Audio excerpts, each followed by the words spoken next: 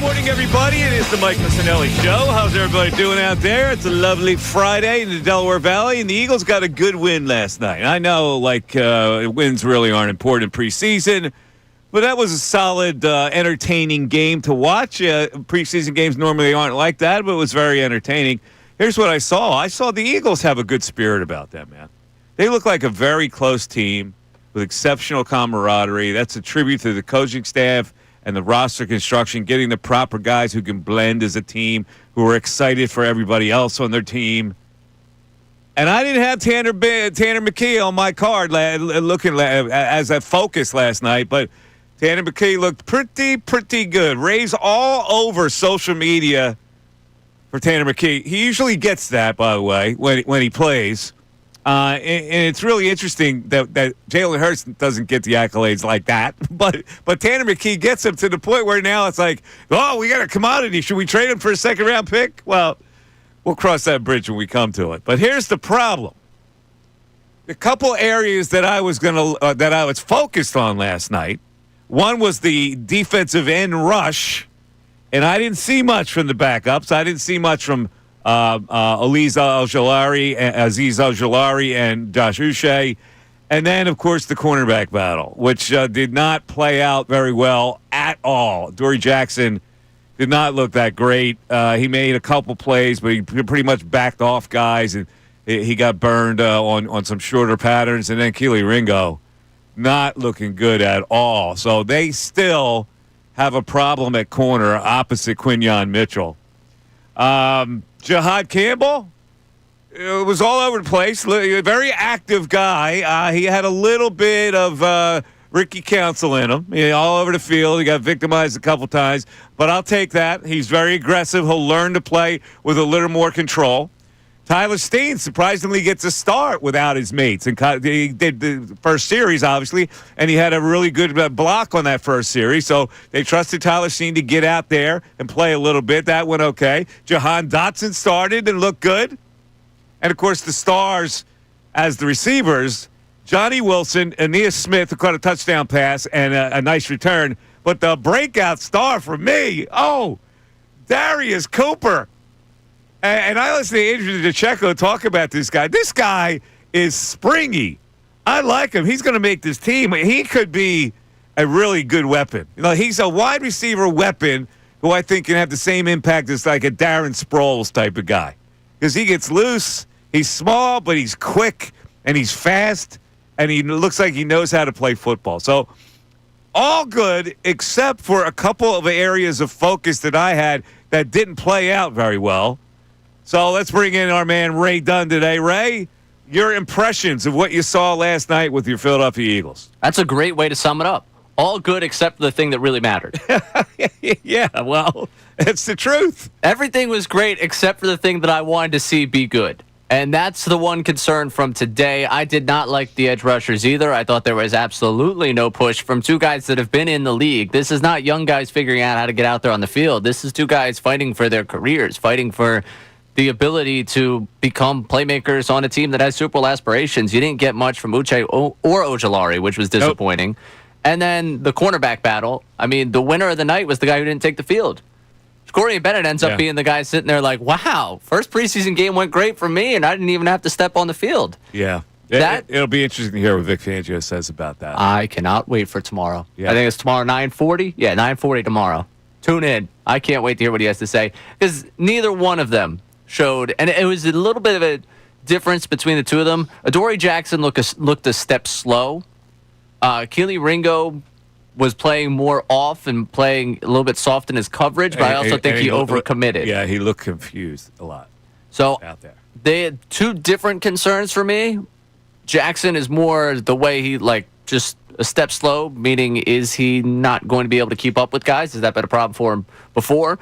Ringo, to me, just overcommitted. Obviously the touchdown, he way overcommits. He overplays that ball, and he didn't look like he was in position a number of times. Is that something that could be corrected? Is that something you hope will be corrected? I don't know. Here's the other side of it. It's Jamar Chase. Jamar Chase is going to do that to a lot of people, but he's going to face the Jamar Chase types as a big boy in this league. So I can't allow for that, saying, "Oh, he was just up against a tough guy." He didn't look good, and the other guy didn't look good either. So they're going to have to figure that out before they start the season. They got to button that position down.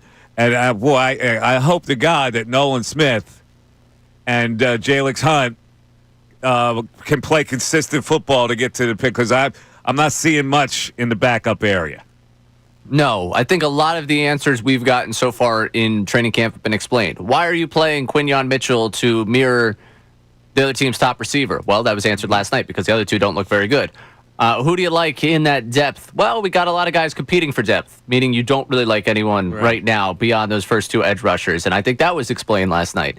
So you got some answers out of last night in terms of who doesn't look good enough. Tanner McKee mania sweeping the nation. That was a wonderful display for him last night. The offense, I think you like the depth you have at receiver, at running back. Will Shipley had the nice run. A.J. Dillon looked like he had a little burst to him.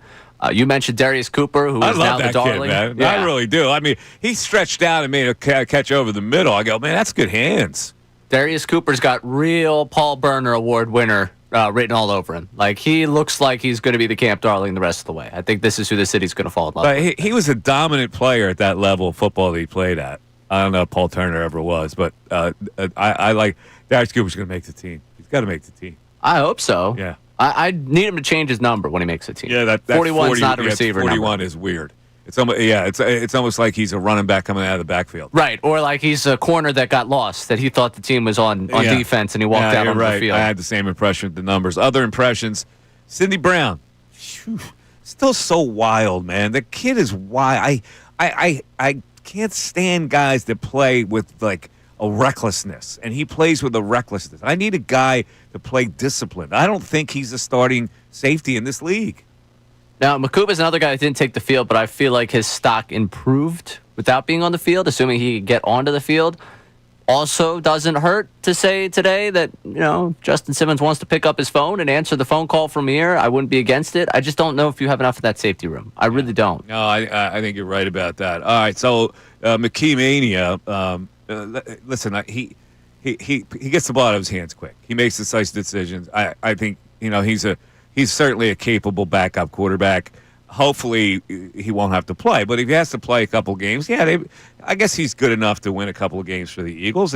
But it's interesting. I saw a tweet from a guy who covers the NFL who said McKee could start for the following: Browns, Colts, Giants, Jets, Saints, and maybe in a camp battle, he can win the job at the Falcons, the Dolphins, the Vikings, the Titans, the Panthers, the Steelers, the Seahawks, and the Raiders. What do you think of that? Is that too much hype? Well, last night on postgame, we went through the list of teams, and I immediately always tend to go, all right, it's a preseason game, let's hold it back. But this has been something that's building with McKee for a while. I do think, like, the Saints job, absolutely. If Kellen Moore Kellen Moore today probably wants to place a phone call because he's got nothing down there. The Jets job, could he beat out Justin Fields? We've seen Justin Fields. Yeah, I think he could beat out Justin Fields. The Giants job, Russell Wilson probably would get it based on his name, which he's getting it right now based on his name. And they did draft Dart, so like if we're playing a fantasy world, could he win it because he would give you the best off the bat of those three? Maybe. The Browns, I could see him winning that one. Like, there's like a world where I think 5 or 6 teams in the NFL would consider starting him to start the season. I don't want to get carried away with him. I always tamp down people when they say, "Oh, McKee." Yeah, all right. He looked good. He did. And he's the backup quarterback. That's all good. All right, so we're going to talk about your impressions of what you saw last night. Obviously, we're going to talk some Phillies. They start a big 10-game road trip tonight with their pitching woes and such. We'll have some audio highlights of the broadcast from last night. 610-632-0975 is how you climb into the show. I want to hear your impressions. I was wowed by their spirit, by their camaraderie. I wasn't wowed by a couple of areas that I think are of concern. It's the Mike Missanelli Show. It's right here on 97.5 The Fanatic.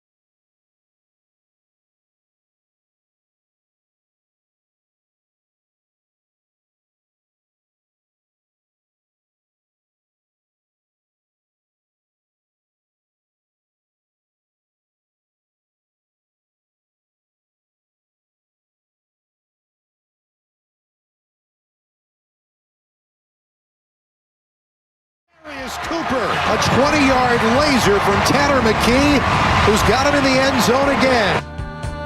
There you go. That was a touchdown last night. That's Darius Cooper.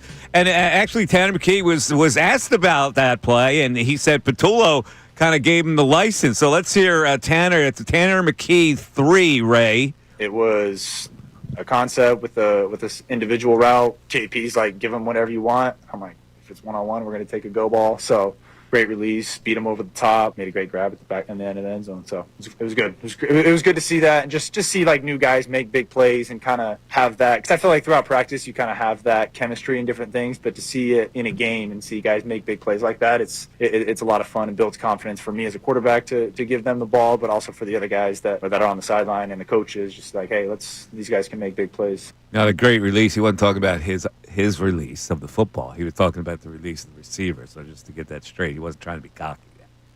I had a great release. A humble, honest man like Tanner McKee. Yeah, Tanner. You wonder. He was very highly recruited quarterback coming out of high school, like a 5-star recruit. Goes to Stanford, put up really good numbers there, and it wasn't thought of very highly in the draft. Kind of strange. No, I mean, he's a good quarterback. Like I don't want to rain on the. Yeah, he's not the prototypical quarterback that they draft these days. He's a 6'6" stand in there quarterback. Yeah, he's good. Yeah, he's solid. Yeah. Someone next offseason is going to make you an offer you can't refuse. You're downplaying Tanner McKee, aren't you? You're downplaying him a little bit. I'm not. I'm just saying, coming out like everybody loves him. Oh, you gotta love him after today. But I'm just saying, coming out of college, like he's a guy that put up, less than 3,000 passing yards a season. Yeah. Touchdowns in the teens for Stanford teams. That, I don't know how memorable were those Stanford teams. They're not. Like, I can see why he's very memorable. I'm glad he's here. It's good to have him. He's a really good backup, and I think someone next offseason is going to make you an offer you can't refuse. I think you're right. Right now, it'd be foolish to trade. Why would you think to trade him now? I mean, you got to have a backup you have to carry through the whole season. You don't want Dorian Thompson Robinson. Nope. You don't want that. No, you can't make the. You cannot trade him. And the poor kid, the poor local kid. Oh, didn't look good. It's just your boy. You dislike the fact that he went to Ohio State. Your boy didn't look good. Nah, he looked like into traffic to get the pick. Yeah, he looked like a guy who was going through his first NFL experience. Yep. All right, let's go to text board. See what the text board's saying right out of the chute here. Yeah, text board obviously excited over the fact that we have football back, but concerned.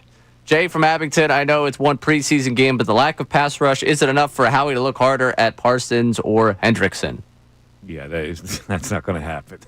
All right, they're not going to pay that kind of money, first of all. And another concern here, we're getting this one from Jim in Wilmington. I'm looking at that secondary and saying, oh no, forget all the offense did. That secondary could not play against the Bengals. No, but here's what you got to look at. Quinion Mitchell, Fangio knows that he's got to put him on the best guy. I think he's going to do that this year. So it lessens the responsibilities a little bit.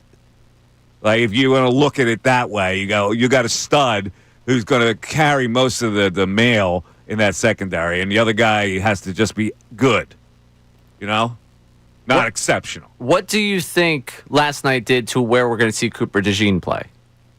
That's a good question. I don't know if he'll ever play straight corner, to be honest. I would say that's the third most likely scenario of the three. Yeah. They got to figure it out. It's not good, but all right. Let's go to the phones. A lot of people checking in early in the show. Let's go to Cash in Philadelphia. Cash, you're on 97.5 The Fanatic. What's up, Cash? Yo, what's up, Mike? How you doing, man? Good. So I want to talk about offense, defense, and I got a Phillies plant for Wheeler. All right. I guess so. So offense, Tanner McKee is the third best quarterback in the NFC East. I think we can all agree on that, right? You got Hurts, Jaden Daniels, and then it's Tanner McKee. Yeah, I would put him ahead of Dak. Come on. No, come on. I mean, come on. You're getting a little too carried away now. All right. And then I know Darius Cooper looked great. I think he's going to make the team, but I was impressed with Johnny Wilson. Right? Yeah, it's about time. I mean, the guy never makes catches. He made a couple catches last night. Back shoulder play was really nice. Had good footwork on that back shoulder. He got high enough to tip the ball to himself on that one play. Yeah, that was very impressive for Johnny Wilson. It's about time. I think him and Dotson are going to be competing, like for that third spot. Seriously. I think Dotson's going to get it. Johnny Wilson, I think, is a guy you spring in there every now and then. I don't think he's going to be the starter. Yeah. All right. And then defense, you're talking about the corners, right? Mm-hmm. But first of all, remember you were saying the pass rush wasn't great, right? No, when we have our starting pass rushers in there, right, it's going to give the quarterback less time to throw the ball. Joe Burrow had all day to throw the ball. And you also got to remember, Keely Ringo is covering Jamar Chase, the best wide receiver in the NFL. Yeah, I don't look at it that way. You're going to have to cover good receivers in this league. I know Jamar Chase is the best. I get it. But he was out of position a lot. He looked confused. Sure, but we would have Quignat on Yeah, no, I get it. That's a mitigating factor. Now, as far as your defensive ends, listen, you're taking a big leap of faith that Jalen Hunt and Nolan Smith are going to be dominant. So I would like to see the backups at least be competent. They were not last night. Yeah, but it's also, Mike, it's the first preseason game, right? Like, I don't think everyone's stretched out. I don't think everyone's, giving 100% yet. I don't know why you wouldn't give 100%. You're after a job. Come on, man. You're making too many excuses here for bad play. I don't know. Look, if it continues through the preseason, then, you got a point. But I don't know. I'm not. No, listen, it is what it is. It was what it was last night. I don't think we need to make excuses on why. Sure. All right, what's your situation with Wheeler? Go ahead. I was listening to you yesterday. I'm worried, too. I'm worried about his shoulder. So I think they're going to have to make that six-man rotation. So I think Nola comes back and they make it six men, and you keep Taiwan up. I hope that would be a solution. Again, I'm afraid of a six-man rotation for obvious reasons. There's a reason why they don't have six-man rotations. They got to keep these guys on a regular schedule. Sometimes too much rest is not good. It does not keep you sharp. So I'm hoping that the best of both worlds would happen. It gives their guys rest, and it works. 610-632-0975. Let's go to Greg in Bethlehem checking in early. Greg, what did you think about last night? Well, I was impressed with the offense. The defense obviously has questions. Ringo, I thought, looked like somebody that they just picked up this year and wasn't familiar with the system. He looked lost. Yeah, he did. Sirianni threw him a lifeline in his post-game presser. Yeah. So he obviously is rooting for Ringo, and I was rooting for Ringo, but I'm hoping at this point that Bennett can play because Ringo just didn't look like he knew where he was.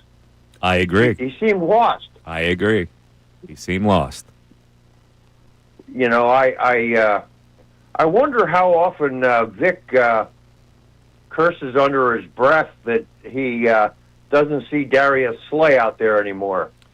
I'm sure he was perturbed about both Jackson and Ringo's play last night. Yeah. I wish they would have had a camera on him. They didn't. They had mercy on Vic last night. I mean, they just looked. Ringo in particular looked lost, and Jackson looked slow. So, hopefully Bennett can put it together. I just wanted to confirm: is this the infamous Dr. McSwitch? Mike, it's Mike D. Switch. Mike D. Switch. Mike D. Switch. Yeah, that's my name. It's Mike D. Switch. Yeah. Oh man! All right, Greg. He just referred to Nick Sirianni throwing him a lifeline after the game, and he kind of did.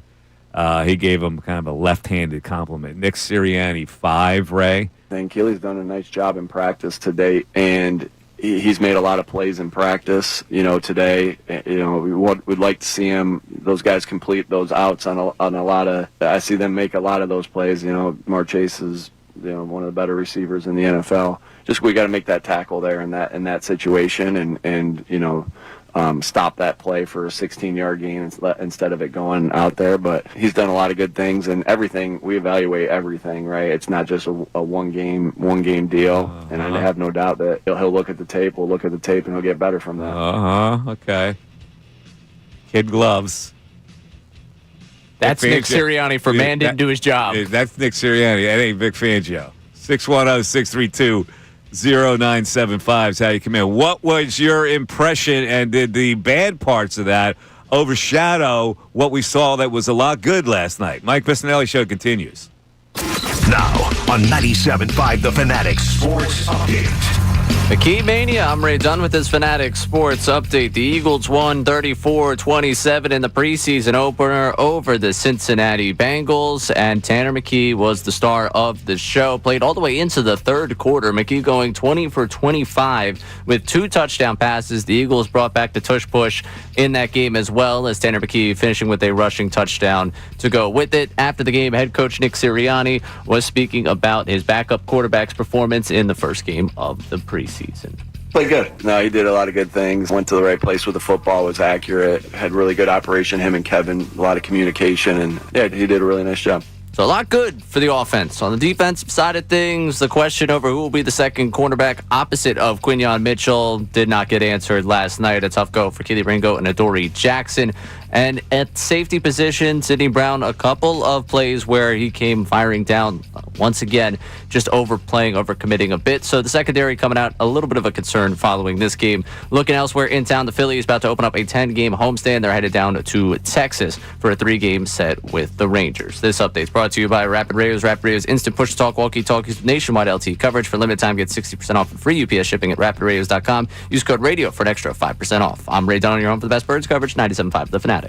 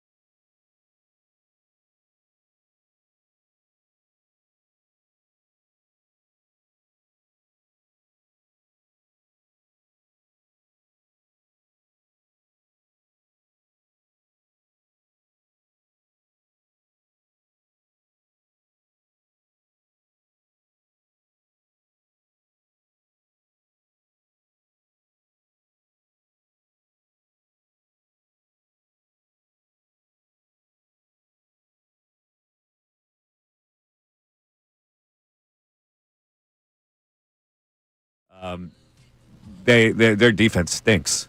And the Eagles shredded them. Tanner McKee shredded them. I enjoyed the broadcast. I really like Ross Tucker. I think Ross does a really good job analyzing.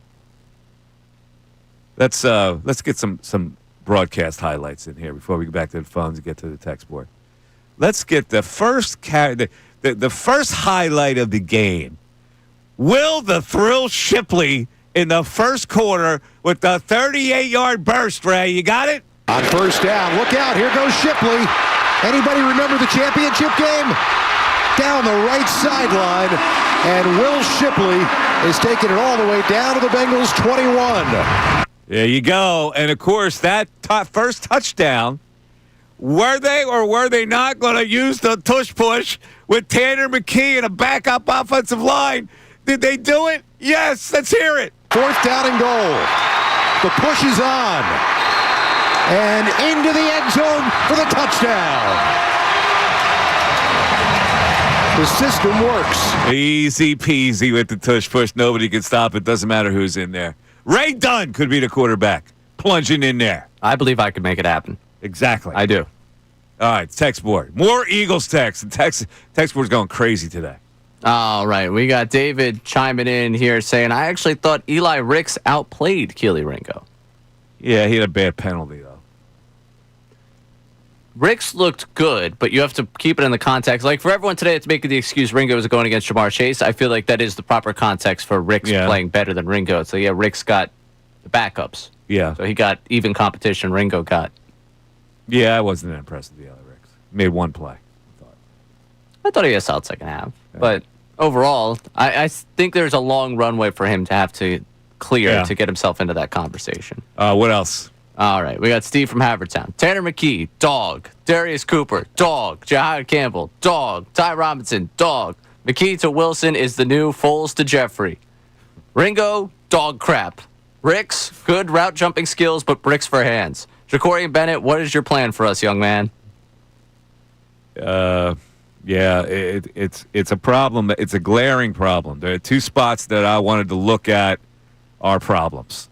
Now, is it going to enough to hold back the Eagles from, being a number one seed? I don't know. I don't think so. I think they're really good overall. We didn't see the starters at all. So those guys that are backup defensive ends and that one position that there is no answer for yet. And then there's a safety situation going on. Sidney Brown, not feeling it. Makuba's hurt. You got two sore spots back there right now. Hopefully they iron those out with the rest of the preseason. All right, let's go back to the phones. Rudy in Center City checking in. What's up, Rudy? Hey, good morning, guys. Thanks for taking my call. What's up, Rudy? How you doing? Doing well, man. So just to talk about yesterday's game, my overall thoughts. Here's the thing. There's nothing wrong with getting torched by Jamar Chase. He makes everybody look bad. But, watching that game last night with Ringo, Chase turned into a turnstile on that touchdown. He looked completely lost. Him and Jackson to a degree, they just look completely lost, man. So it's not good. Yeah, it's not good. Yeah. Jamar Chase and all that, but at least make him earn it. Like, might as well put me at corner out there if you're going to let Chase catch everything with ease and just have him walk into the end zone. Yeah. Definitely encouraged with start with the offense against the Bengals starters. That was a nice block by Steen on that Shipley run. Yeah, it was. Was breaking it down, and that was against Logan Wilson, who's like their starting linebacker in Cincy. So that was a good block by Steen. It looks like he's really solidifying that right guard spot for us. Defensively, but going back to the defense, this secondary is, aside from Quignon and Cooper DeJean and Reed, we need some help. And Mike, I just wanted to ask you, obviously there's a lot of free agents still left available. Would you take a flyer on a I know Ray was mentioning Justin Simmons, obviously, but would you also take a flyer on Stephon Gilmore? He's still out there. I know he's definitely Simmons, I would think about. Gilmore, I'm not. Yeah, doesn't do much for me. Listen, the kid they just got has been a starter in this league. Hopefully, when he gets his sea legs, we see a little bit from him, and it alleviates our concerns a little bit. But, Vic Fangio, if he's looking at that game, he's going, Keely Ringo did not show. And Adoree Jackson, I don't like anyway. And he reaffirmed it for me. That's what I'm thinking Vic Fangio is thinking. So he's going to give this other guy a chance. That may be true. I mean, we'll see what Bennett does. There'll be a good opportunity for him next week. My only concern with, even with a guy like Bennett, it's not like we just got this like world class or first or second round corner. We got a fourth round corner, and we traded like a rotational defensive tackle for him. And so Bennett might honestly be the best by default in this group, but is he good enough or is he adequate enough to even be like a competent cornerback 2 in this league? He might be our cornerback 2.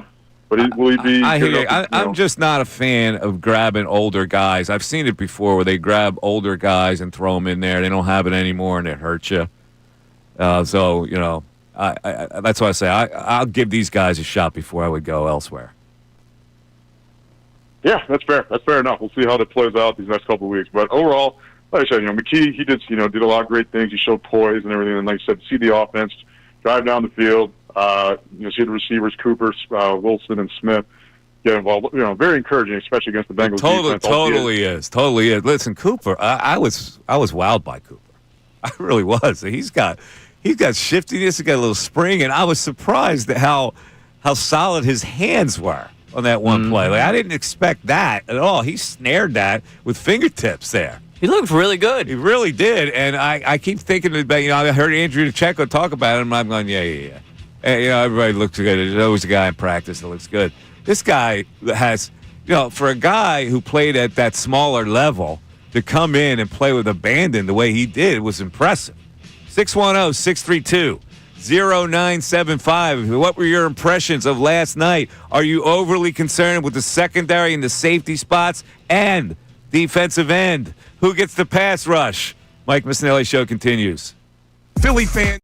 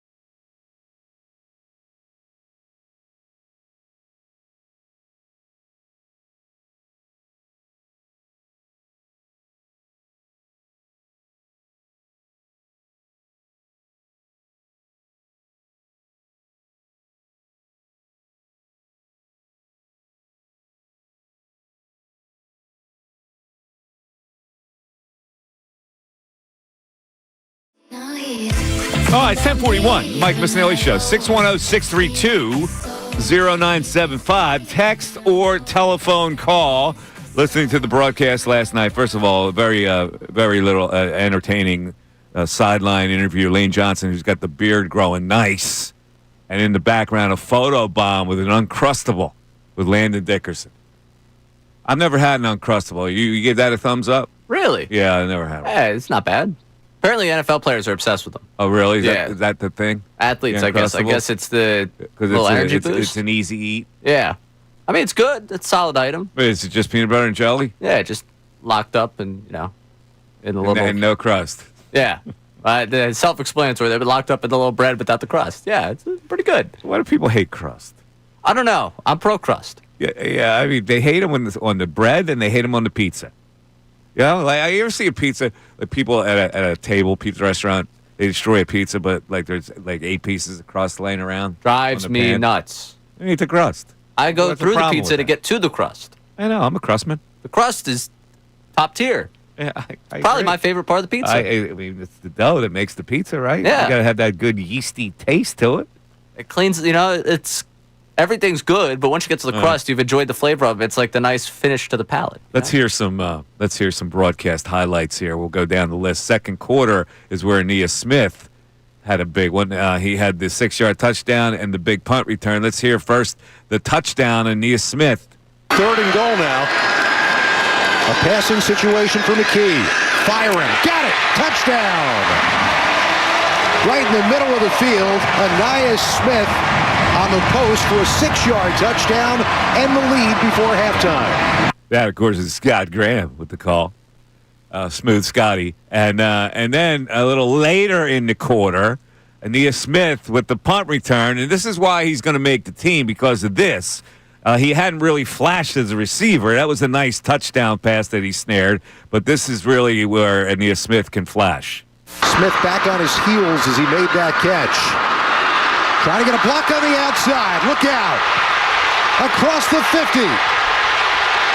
They tried to get a caravan down the sideline. He made it all the way down to the Bengals 30. 46 yards on the return. There you go. Nia Smith. And, of course, later on, you can only hope to contain Patrick Johnson. Back with the Eagles again, making plays. We'll get to that a little later. Text board still humming about last night, right? Yeah, we got Will chiming in here. You guys are being unfair to the cornerbacks. You have to consider the competition that was played. Chase, Higgins, Burrow, always going to show out. Well, yeah, well, who's not going to show out? If you're playing a good team, what are you supposed to do then? Excuse it? Okay, let's get into the mindset where, you know what? We can't expect to cover a guy because they're really good. Like, come on, I don't know. What kind of mentality is that? You're going to play some teams that have good wide receivers. Are you going to let him off the hook because the guy's good? Mike, listen, George Pickens, if he goes for 150 the first week against the Eagles with the Cowboys, he's good competition. I mean come on. What can you do? What kind of rationale is that? If you make a play against a good receiver, that shows something about the player. If you don't make plays against a good receiver, well, that's supposed to be what? I don't know. An excuse? Would have loved last year. Derrick Henry goes for 200 yards against the Eagles defense. Well, he's a good running back. I don't understand that. I don't understand that mentality. Come on, people. The guy's good. Okay, so we're not expected to do anything with him. So let's just give him a touchdown. What the hell? Can't hope to stop him or contain him, apparently. Jesus, come on now. Who is that texter? What's his name? Will. Will, come on, Will. What else you got? I got Norm from Mayfair here. When Carter and the other starters are on defense, the opposing quarterbacks will have less time to work, which will make it easier for those defensive backs. Yeah, okay. That's a decent rationale. I hear you. But, the defensive ends also have to get to the quarterback. And I didn't see any kind of efficiency with the backups. Now, maybe Jalix Hunt and Nolan Smith will have great years. I'm just looking at what I saw last night. I didn't see Nolan Smith on the field last night. I didn't see Jalix Hunt. So what I had to worry about were the guys that were on the field. Aziz. Uche. That's what I had to worry about last night. And I saw nothing from them. But you saw something from Patrick Johnson. Patrick Johnson fighting for his life. It's funny how the announcers go, well, whether he's at least putting on some tape for other teams. That is my favorite fourth quarter preseason thing. Whether it be here or somewhere else, this guy's going to get an opportunity. Yes. And it's like, well, that's a nice way of saying he's on the outside looking in right now, but that was a nice play. Yeah. All right, let's get back to the phones. We got John in Newcastle, Delaware checking in. John, you're on 97.5 The Fanatic. What's up, buddy? Gotta love the crust, right? Who doesn't like crust? Well, the Uncrustable, I got to try it out. It's a little softer palate situation. I think the crust does something to people. Like, you're used to the soft bread, and then you get to a different part of it. The Uncrustable takes care of that. Yeah, I've never had an Uncrustable either, and I think I've pretty much eaten everything and it's on the planet. Yeah, I refuse to buy an Uncrustable when I can just as easily spread some peanut butter and jelly, which I had last night on some white bread. Listen, you guys hit it on the head. 3 areas of concern. Number one, they need another safety. I mean, we got like high expectations this year. We're going to trust a rookie to be one of the starters. We need another adult in the room, in the safety room. I'm scared to death of the defensive end. How he's going to have to use some of his 47 draft picks for next year. Maybe at the end of August, maybe get another piece in here. I mean, I'm not saying trade for Hendrickson or something. That's unrealistic. But, Uche and Aduze, come on. That's scrap heap type of guys. Yeah. You got to do better than that. And, listen, I'm watching that game last night. I'm looking at corner.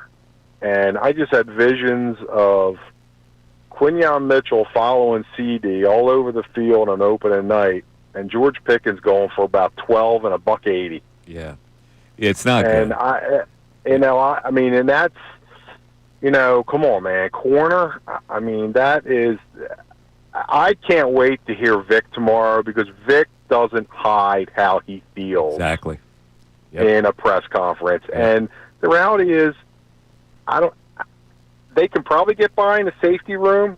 They can't get by with these guys at corner, and I'm scared to death of defensive end because they've given themselves no room for error. No, you're right. You're absolutely right on all fronts. My two areas to look at last night. The first one was that defensive end depth, and I didn't see it last night. And then the corners were worse than I thought. They really were. I did not expect them to be lost out there and slow, and they were both lost and slow. And it's like the guy said, too, like, yeah, that was a nice trade for Bennett, but do we really think, like, a fourth-round pick from the Raiders is going to be, like, I don't know. It's a really good question. And until I see him, I can't make a judgment. But I tell you something, he's got to get a chance now. They have to really give him a chance to win the job. Yeah, and you look at Dallas, and you bring up a good point about these guys against the receivers. If you look at our schedule, every team in the NFL has quality receivers. Yeah. Everybody does. If you can't cover, you can't cover. I know Jamar Chase is slippery, and nobody really covers him, and he's one of those rare guys, but you got to be in the neighborhood. You can't. They look scared to death of him. Keely Ringo looked scared to death of Jamar Chase last night. 610-632-0975 is how you get in. Mike Missanelli Show continues. Now on 97.5 The Fanatic Sports Update. McKee Mania, I'm Ray Dunn with this Fanatic Sports Update. The Eagles won 34-27 over the Cincinnati Bengals in the preseason opener last night as football returned to Lincoln Financial Field. And the big story for everyone today is backup quarterback Tanner McKee going 20 for 25, throwing for 2 touchdowns. He was pushed in for a 3rd touchdown in that game. McKee, very impressive. And post-game, his head coach had plenty of good things to say about it. Played good. No, he did a lot of good things. Went to the right place with the football, was accurate. Had really good operation, him and Kevin, a lot of communication, and yeah, he did a really nice job. So the offense, very good. A lot of guys shined on that side of the football. On the other side of the football, where some of the concerns came yesterday, that second cornerback spot does not look any more decided after one preseason game, as both Keely Ringo and Dory Jackson having tough nights. Some of the depth of the edge rusher not getting pressure early on in that game. So still plenty to ask with that defense. Looking at the Phillies, they open up a 10-game road trip tonight. They start with 3 in Texas starting this evening. This update is brought to you by Electrical Workers Local 269 Electrical Training Alliance. The International Brotherhood of Electrical Workers Local 269 and the Electrical Training Alliance can offer a career with no college debts. Learn more. Go to IBEW269.com. I'm Ray Dunn, and your home for the best birds coverage. 97.5 The Fanatic and 97.5thefanatic.com.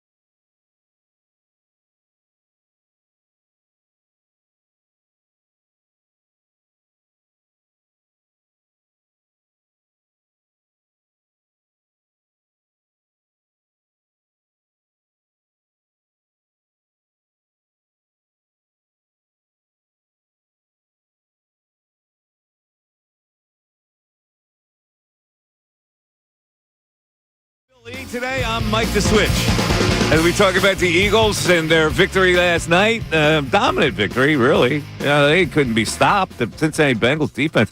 If I'm a Cincinnati fan, I go, oh my God, can't stop anybody. Our offense looks pretty good, but we can't stop anybody.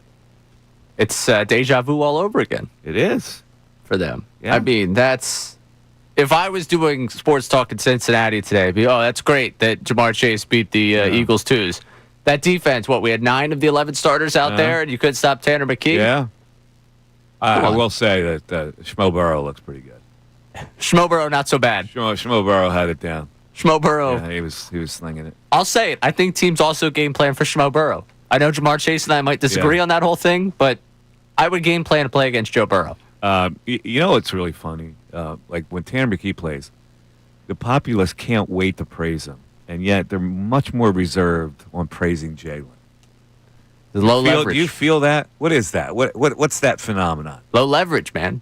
Low leverage. So we don't expect anything from Tanner McKee, and he comes out and he does that. He's got what? How much money's tied to his name? Everyone's no money. But also the backup quarterback. Yeah, we got a wandering eye. We have commitment issues here in Philadelphia, big time. Yeah. Massive commitment issues. We always think the next thing is the greatest thing that we've ever seen. We do. You don't appreciate who you have in front of you. True. Phillies start a 10-game road trip tonight in Texas. And looky here. Now, Merrill Kelly, pretty good pitcher, traded to Texas. The Phillies with Christopher Sanchez in Texas are minus 130, Ray. What do you think about that? They're favored in Texas? They are minus 130 against Merrill Kelly. Well, history in Texas is not good. They are 2-12 all time in Arlington. That's a line that's screaming at me. They've lost 10 in a row in Arlington. Look at the line. They're still a favorite at minus 130. I'm pounding the Phillies tonight. Mike, where were you March 31st, 2014? I don't know. That was the last time the Phillies won a game in Arlington, Texas. 2013. 2014. 2014. Let's see. That was one of my surgeries. I think that was a back surgery in 2014. That's where I was. That game featured Ben Revere batting leadoff, playing center field. Jimmy Rollins batting second at short. Utley, second base, batting third. Howard, still at first base, batting fourth. Marlon Byrd, your right fielder, batting fifth. Dominic Brown, the DH, batting sixth. Carlos Ruiz doing the catching. Cody Ashley, the third baseman. And Tony Gwynn. Tony Gwynn Jr. Yes. That's right. I forgot fielder. Tony Gwynn Jr. was here for a while. Cliff Lee started that game, and Jonathan Papelbon closed that game out. That is how long it's been since they've won in Arlington. Wow. They're favorites tonight, though. They are favored tonight, folks, and that is a good bet. Anytime Christopher Sanchez is on the mound. Christopher Sanchez is getting that kind of respect, even in Vegas, where they go into Texas tonight, first game of a 10-gamer against Merrill Kelly, and they're minus 130. That's impressive. That is impressive. What do you think is the realistic expectation of this road trip?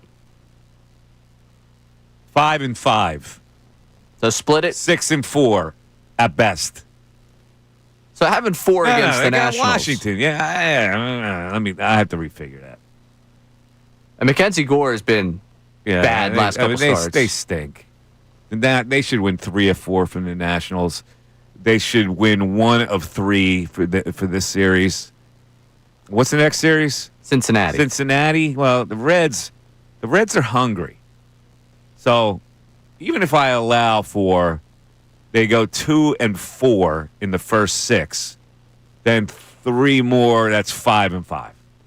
Yeah, so I'm going to push for a 6-4. I'm pushing for an even 500 against these two good teams and then winning 3 or 4 against the Nationals. All right, that's fair. It's 11 o'clock. You're listening to WPEN HD1, Burlington, Philadelphia, a Beasley Media Group station broadcasting from the Comcast Business Studios, powering possibilities. I want to hear from the head coach, Nick Sirianni, talking about Johnny Wilson last night, who finally caught a football. Here's what he had to say. Yeah, obviously he had a really nice day today too. It's easy to look at stats for a wide receiver and say this guy did this and this guy did that, but Johnny did a lot of things for us and continues to do a lot of things for us in our number one in our rush offense last year. That was number one with some of the blocks that he had, and he was really good on special teams. It takes guys time to develop into pass catchers and against the different coverages that he's seen in the NFL. I think he did a really nice job adjusting to the football, making some really nice plays. Tanner put the ball on him. I thought the one that he adjusted to on the back shoulder where he kind of turned and caught it was really good and did a good job with his fundamentals getting to his back so the ball didn't pop out. We saw the ball pop out with Jihad on his interception opportunity, but Johnny did a good job of getting to his back, and he did a lot of good things. And he's one of our really tough players. Yeah, it was fun to see him get some production today with that. Yeah, I thought that back shoulder throw, he showed me some footwork that I didn't think he had, to be honest with you. No, I thought his first half was a big win for him. Yeah. As a whole. But I think the reason that he makes this roster is not the production last night. It's the beginning of that answer. Nick Sirianni loves him as a run blocker. Yeah, he does. That I got lost with the run. Okay, he's a blocker. I mean, you're 6'6". Catch a freaking ball. Like, high point a ball. Get it up for him. He should be able to make big catches all the time. He should be a red zone target. He should. That's what he should be. Like, if you want to say, hey, yeah, we like him as a run blocker, that's great. I need him to bring value as a pass catcher, especially because if you keep an eye on Smith, his value is going to come more as a returner, it seems like. And if you keep Johnny Wilson and all you are saying is that stats don't show his whole thing, that really leaves you with 3-4 receivers that I think they're going to keep 6. I would imagine they keep 6. 4 receivers that are actually here for their receiving ability. So I would prefer if he shows you more as a pass catcher, and last night was a good step. I agree. They did try to get him the ball in the red zone, in the end zone, and that did not work. But I was more impressed with the Eagles' overall camaraderie. I think they really have a good spirit about them. I think that's noticeable. And so Nick Sirianni's pregame approach to this was let's go with Nick Sirianni's 6 on what he told the guys. I thought it was a clean football game. I told the guys, what before the game, in these scenarios, you want to play a clean football game with your fundamentals. You want to play a clean football game with your assignments, right? Knowing what to do. You want to play a clean football game with situational football, which a couple of situations that popped up, we really handled the 2-minute well at the end of the half. And then you just want to see the guys play with relentless effort, and I saw that. I saw that tonight, from the first quarter on. And so, there'll obviously be a lot of things that we need to clean up. It's the best part about practicing games like that. You get to clean those things up and get better from them. All right, there you go. That's the head coach. Okay, listen, I can't say a thing bad about that guy now. After I see this togetherness that he's put together, this whole team is really buttoned down from top to bottom. Now, Hell yeah. You got some positions that are a little shaky right now, but I think the overall vibe of this team is pretty good. Yeah. Yeah, Sirianni's done a really good job. There you go. I have to give it up. I have to give it up. I don't know, man. I have to give it up. They all parrot everything he says. He has a good command of the room. He does. Listen, me, I'm looking for stuff, and I can't find anything. All we got is his goofy pressers. Yeah. That's all we got. And we got Bill. That's right. Now, the new buddies. Bill told me the other day, it's gotten to the point where he seeks me out. I don't seek him out. How about that? How about that quote? It's amazing anyone else could fit in a room with Bill right now, how big that head is. Amazing. It is. 610-632-0975. One more text. We'll get back to our phone calls. Give me one good one here. All right. Let's go to my only concern right now is why this coaching staff thought Pickett should have been ahead of McKee on the depth chart last season. No concern after a first preseason game W. Because, listen, Pickett, whether you like him or not, started in this league a lot of games. All right? So if I'm a coach, I go with somebody who's a little more experienced. I heard that all last year, too. McKee should be definitely the backup. He's better than Kenny Pickett. Come on, man. You're talking about a guy who started in the NFL is always going to have a leg up on somebody who hasn't. But, yeah. McKee's winning people over now. He's the new darling. Hey, I'm just happy because last night we had a prop bet on postgame that within the first hour of the show we'd get the McKee probably is a better fit for this offense call, and we haven't. Well, that's interesting because if McKee's going to play more in the preseason, obviously. If he has a pristine preseason and Jalen struggles, are you telling me that we're going to have calls for McKee? Oh, 100%. We will? Really? In September, if the offense looks like the way the offense did last September. That would be such a violation. Yeah, but we're going to get it, I'm sure. I'm sure there are people today that are going to run with McKee with this offense. You should be embarrassed if you think that. Stop it. Don't get drunk with McKeeism. You got an MVP-type quarterback who starts for you. If he struggles early, please don't tell me we're going to be screaming on my show that we got to get McKee some snaps. I will talk to you September 5th, Mike. Oh, my God. It's going to happen. 610. You've been doing this longer than me. You know 632. I can't. I can't do it. Not for a team that won a Super Bowl with a quarterback. Come on. Mike Missanelli Show continues. Do you feel unfulfilled? Do your afternoons feel like...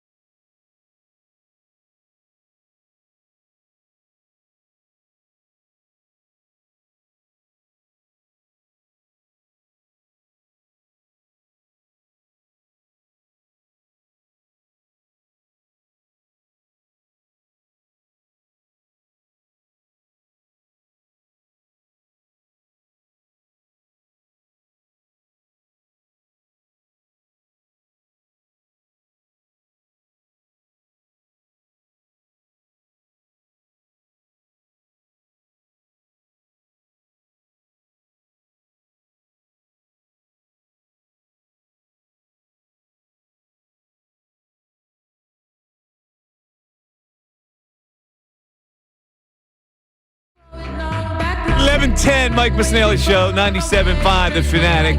610-632-0975. We'll get into some Phillies talk just coming up a little later as the Phillies are on a 10-game road trip. This is a very important part of the season. The Mets are struggling. If the Phillies hold water on this road trip, and they should go at least 6-4 tonight, I love them. And we got to look at certain things here with the Phillies. And one of the things that we didn't look at yesterday was Nick Castellanos. I don't think much of Nick Castellanos, but everybody seems to. Even Ray, with the metrics and all this, and Matt Gelb, on with the morning show, said a few things about Castellanos that surprised me. We'll get to that a little later this hour. In the meantime, let's go to Jim in Chalfont. Jim, you're on 97.5 The Fanatic. What's up, Jim? Hey, Mike, long time. Haven't called you before, but wanted to bring up something about Tanner McKee that my dad had actually mentioned to me. You actually covered my dad when you were first out of college. Really? Yeah, he was the head coach at a high school over in the Buckingham area. Which one we talking about? We talking about CB East? We are. I don't want to say mention his name because he won't like that. But I don't know if you remember him or not. I absolutely remember him. Okay. Are we talking about? Are we talking about Larry or Chuck? Yeah, we're not talking about John. John. Okay, I got you. I hear you. Yeah. Larry coached under him. He was after Chuck. Okay, gotcha. So. He brought up a good point. I was just talking to him a couple minutes ago, and I said I was going to the pool store to get some tests done, and I was listening to Mike, and he was saying, how Tanner McKee is not the prototypical, NFL. It's not what you want anymore, anyway. Yeah. And I thought he brought up a great point. He said, well, the thing is, he said, I thought he was great last night. His throws were right on the money. He had one bad pass. He threw it behind for Wilson. I can't remember who it was. Anyway, I watched bits and pieces of the game. Yeah. Anyway, I said, yeah, well, and he goes, well, Drew Brees is 5'10", He's got to roll around. I said, yeah, Jalen Hurts is not that big either. He's got to roll around. He said, yeah, Tanner McKee, he's 6'6". He can just step back. He can look over the lineman and just sees the guys. So you get like that added value a little bit with that. Yeah, a tall quarterback has that ability. The only thing about in the NFL is the mobility. Now, he was mobile when he got out of the pocket. I saw some mobility, but he's not going to be a guy that's going to be able to bust out and get you 15 yards or 20 yards. That's the only thing. Absolutely not. Yeah. Right. Mm-hmm. Yeah. So just wanted to bring that up, and is he? I was talking to the guy before who put me on, and he said, could he start for a team? And I said, I couldn't tell you who he could start for, but I could tell you he could start for the Browns. Could start for the Browns. What are your thoughts on that? I think he absolutely could start for the Browns. He could start for the Colts. He could start for the Giants. He could start for the Jets. And he probably could start for the Saints. Those are the teams he could start for right now, I guess. I don't want to go too far with this McKee praise, but those other quarterbacks are mediocre who are starting for those teams. Tanner McKee is a fringe top 25 quarterback? Yeah, I guess. If he could start for 5 teams, he's in the top 30. I mean, I don't know. Can we call him that? He just doesn't have enough NFL game experience that you have to round it off and say he's a top 25 quarterback. It's whimsical to think that he's a top 25 quarterback. The issue is quarterback play kind of stinks. There's a lot of quarterbacks that don't look good out there. But guys have started in the league. He hasn't started in the league. Right, which is why I don't think he'd win a camp battle with Russell Wilson, because I think they would go with the veteran. Right. I think all things equal, maybe you would at this point, which is a wild thing to say about a guy who's won a Super Bowl, was a defining quarterback in the 2010s. But there's a number of teams that probably looked at Tanner McKee last night like, hey, if things don't work out for us this year with our guy, maybe we give the Eagles a call. Yeah. Kellen Moore has to be at the top of that list. Because his quarterback situation stinks. Yeah, you're right. It's a disaster. You're right. That guy brought up when I first started. My first job was at a smaller newspaper conglomerate, and I covered high schools, like every sport. I covered, like that training ground. I mean, I'm talking about I'm covering field hockey games on an afternoon. And then you're covering high school football every Friday and Saturday afternoon. Charting out every single stat. You're charting on the sidelines. And I remember every coach of every school that I ever covered. Because that was my first experience into it. So you build relationships with all these coaches, and you talk to them in a situation where they start trusting you, and then, that's how you break in. That was the first beat. A lot of beats. I mean, you're covering a number of different schools and a number of different programs, and I must have covered 50 different schools, and had relationships with 50 different coaches. Especially at that time, the only way you're really getting information on those teams is those people. Exactly. Like, there's not a Max Preps, and there's not a online database where you're pulling from. You have to talk and get it. I used to have to. I was working for the Inquirer, and it was a bureau where we covered the community schools, and you had to do preview stories for every game. So there were 12 games coming up. You had to write a preview story. What's going to happen in this game? You had to call the coach. You had to get him out of school, out of the classroom or whatever, and get some quotes. It was fantastic training ground. I tell you, when I think back, that was the most valuable part of my whole career, was that first training ground. Yeah, do all the high school sports? High school sports, writing it, editing, breaking headlines, laying out the paper, laying out the page. You see the Inquirer, how it's laid out? I used to do all that stuff, like the windows. With the font, you had to figure out how big the type would be to fit that space. So you had a lot of other duties as assigned. You were a reporter. The whole thing. Yeah. It was the whole thing. It was the whole production of a newspaper that I was involved in. That's really cool. 610-632-0975. Uh-oh. Should we go to him? Nah, let's go to our McKee texts first. All right. So first, we got Trevor Perkins trying to have some fun here. Should the Eagles platoon McKee and Hurts? 610-632. Yeah, let's get him a series. But now we've got Mark from Northeast Philly. My big take from last night's game. Tanner McKee is a much better pocket passer than Hurts. He stands tall in the pocket, goes through his progressions. Wouldn't mind if McKee was the starting quarterback. Oh, my God. Come on. Please, can we not do this? Can we not do this? It's ridiculous, folks. Stop it. I knew I was going to get it. Should he be the starting quarterback? He throws the ball in the pocket better than Hurts. Come on. What more do you need? A guy won a Super Bowl last year with the team. You're gonna, come on, the year after you're going to say McKee's better in the pocket? I'm embarrassed by some people. I really am. I'm embarrassed. I am. I'm embarrassed, Donovan. More than ever when you were here. I'm more embarrassed than you could ever be. All right. It's a dumbass question. 610-632-0975. I knew we were going to get it today with Aaron McKee. Yeah, see, Aaron McKee had a good night last night. I can't stop talking about him. Mike Missanelli Show continues on 97.5 The Fanatic. Now on 97.5 The Fanatic Sports Update. McKee Mania. I'm Ray Dunn with this Fanatic Sports Update. The Eagles won 34-27 over the Bengals last night in their first preseason game, and you heard it right there. McKee Mania sweeping the Delaware Valley as Tanner McKee going 20 for 25, 2 passing touchdowns, had a tush push as well for a touchdown, 3 total touchdowns for him in the win for the Birds. And post-game, his head coach had a lot to say about just how good he saw his backup quarterback play. Played good. No, he did a lot of good things. Went to the right place with the football, was accurate, had really good operation, him and Kevin, a lot of communication, and yeah, he did a really nice job. A lot of the offense did a very nice job. Some of the depth pieces on offense showed out. Johnny Wilson, Darius Cooper, Will Shipley, A.J. Dillon. A.J.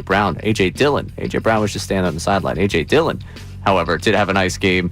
As for the defense, some questions still emerging. That second cornerback spot nowhere closer to being wrapped up after last night, after some struggles from Keely Ringo and Adoree Jackson. Not a lot of pressure off the edge from Josh Uche or Azeez Ojulari. As for the baseball team in town, Phillies open up a 10-game road stand tonight in Texas against the Rangers. This update is brought to you by Mercedes-Benz. Looking for an exceptional driving experience? Experience the power, precision, and intelligence of an iconic Mercedes-Benz SUV at your local Mercedes-Benz dealer today.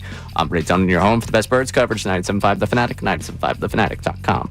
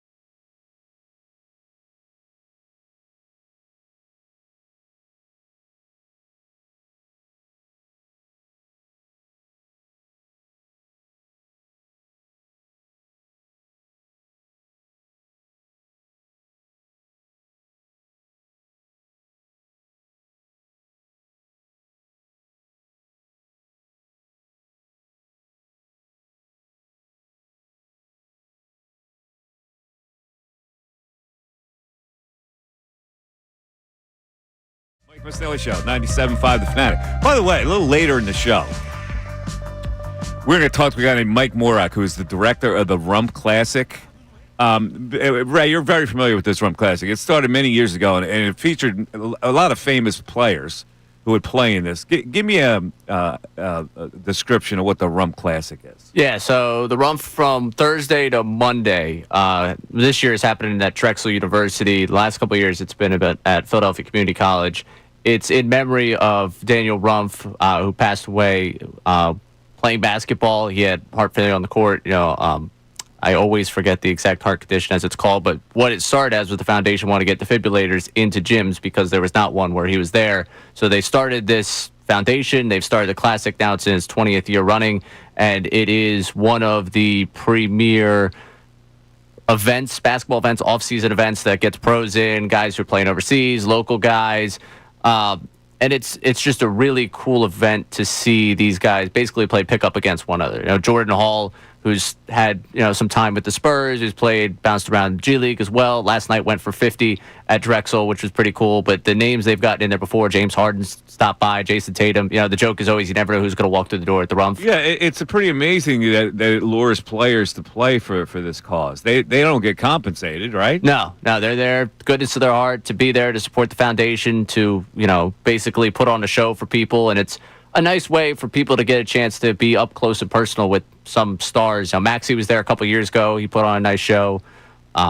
Last year, Bones Highland went for 50 in a game, and that was insane to watch as he played, just out of his mind. And the energy in the gym's insane. I mean, the energy for that pickup game, people going back and forth at one another, talking trash. These are teams that are built months in advance. People are thinking about how are we going to get this NBA star in the gym. The Morris Twins have been a staple of the event that have been big in winning a lot of titles. These are teams that people go months into building them, and there's a lot of bragging rights. There's a lot of people that have been going to it for a long time that want to keep winning. So it's one of the cool events that I love to build my summer around. So I'm excited to get out there. It's kind of a precursor of the basketball tournament where they play for $1 million, right?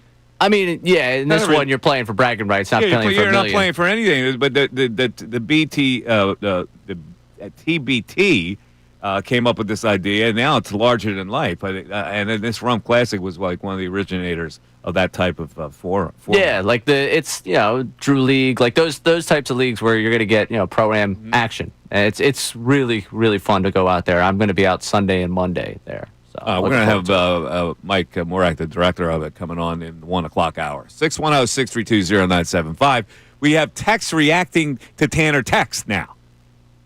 Yes, so now people are upset at the text about the text. Please stop reading text from buffoons that think Tanner is a starter. WTF, it was a preseason game. Ronnie in Allentown. Okay, that's fair. Now, listen, I can sit here and say, he surprised me. He's got He's got a knowledge of how to play the position. There's no question about it. He throws the ball well enough. But come on, let's not get carried away with he's going to threaten Hurts' job. I mean, that's insulting. Yeah, Bob in Spotswood here. The McKee reaction we all knew was coming, but it's still embarrassing to hear fellow Eagles fans are actually thinking he's better than Hurts. It's only the preseason. It's a major violation bordering on treason. It really is. And like I said earlier, he gets raves all over, and Hurts. We take Hurts for granted. We take Hurts' performance for granted, but we rave about when McKee has a performance. It's a very unusual phenomenon for me. Yeah. Aaron in Medford wants McKee in center field for the Phillies and batting fifth. That's pretty good. Let's go to Ish in Levittown. Oh, hello, Ish. Happy Friday to you. Happy Friday. How are you? Oh, pretty good, Ish. How are you? No. Are you all right? I wanted to talk about Tanner McKee. He had a good preseason, but we gotta remember it's only preseason, and we just gotta take it. He's not the starter. Eagles fans always do this. We love the backup quarterback for some reason. And with the cornerback position, that really scared me last night because Dory Jackson looks slow and Ringo looks lost. So yeah, it's true. That's both the good description for both of them. Dory Jackson did look slow, and Keely Ringo looked like he was overmatched. Yeah, I wonder if they just go out and get another corner or just put Cooper on that side, and then just put go get Justin Simmons as a safety. Maybe that's what they'll do. Listen, it is a possibility. I mean, I didn't think it was. Since they got the other guy this week, I'm thinking, okay, they added some depth there, and they could try this guy out who started in the league. But the more I'm thinking about it, would they want Cooper DeJean as a straight cornerback? I don't know. I think for a year they can do that and just sign He's Simmons. so versatile in the position that they play him all over the field. I don't know that they would do that. Okay, so but we'll get a hint. What about? I'm sure Vic Fangio is going to be asked that very question. Okay, what about Eli Ricks or go inside Rasul Douglas? What do you think about that? Rasul Douglas. I don't like Rasul Douglas. I don't think he's too old for me. Eli Ricks doesn't show me enough. I don't know. I mean, he kind of had stone hands last night. He did make one play, maybe a couple plays. He missed on another play. I don't know. I think he's hit or miss. Okay. All right, that's it. Thank you. All right, Ish. There you go. That was Ish. He's off suspension, apparently. Yeah. That was he had a service suspension. He was polite. He had a really good question. He didn't do the Ray thing. One of the better calls he's had. How about that? I got to give him props. Good work, Ish. We're going to be continuing to talk about the Eagles. We have different audiences that join at different times, and they want to talk about what they saw last night. But I want to shift over to this Philly thing, because I heard Matt Gelb, who covers the team for The Athletic, talk about the Castellanos thing, and he made it sound like Castellanos is on thin ice, and I never really thought about this. So let's hear Matt Gelb one. He's talking about Castellanos could see less playing time. Here it is. I don't know that it would necessarily be a platoon, but maybe just peeling back on him a little bit. And I do think that is possible. I think just about anything is possible in their outfield right now. You know, they've been pretty cryptic about what they're going to do moving forward. And all Rob Thompson has said publicly is that, you know, after the 6 games they just played, they're going to reevaluate some things. And moving forward, beginning tomorrow when they're in Texas, I mean, I fully expect Harrison Bader and Brandon Marsh to be playing more often. You know, I think Max Kepler is going to take on a lesser role. And, you know, we'll see. I mean, the proof will be in the first lineup. They're facing a righty, Merrill Kelly, on Friday. And if Bader's in center and Marsh is in left against the righty, like, that's going to give you a pretty good idea of where they're at moving forward. But I don't think that right field is necessarily untouchable. And to this point, it has been. But, you know, Castellanos has been essentially a league average hitter and one of the worst defenders in the sport in right field. So, I mean, I don't know how they can't look at that spot, you know, especially against righties. I mean, his numbers are down. He's hit lefties better than righties. So I think it's something that they have to consider, you know, as they get a feel for what the best outfield is in the last 7 weeks of the season. Well, wait a minute. What would they consider? What are we talking about here? Because it's something I haven't thought about. Castellanos has some warts, but he's a regular player who you can get some value out of offensively. What are we talking about here against righties? Who would play right field? Is this with Crawford coming up, or? This would be in conjunction, likely, with Crawford coming up. I don't imagine that you're going to move Castellanos out of playing time for a guy who deserves it less than Castellanos in a Max Kepler, where you would go into that platoon. I think this is in conjunction with Crawford coming up. And, well, who would be the right fielder? Slide in Bader there? Maybe move Marsh then center? Crawford being center, Crawford being left. Like, there's drastic things you could take. Now, of course, Bader doesn't make a ton of sense in the platoon. Bader does have the even split, so you can kind of put him in any scenario. But hold on. If you're going to play Bader against right-handed pitching and to bench Castellanos against righties, do you think that's going to go over well? I mean, numbers-wise, he's been better against righties this year than Casti. I don't know. Like, I don't know necessarily in what regard they would go with the platoon here to make it work. I can't imagine it includes Kepler sticking around. Kepler, again, is a natural right fielder who made that move to left field this season playing with the Phillies.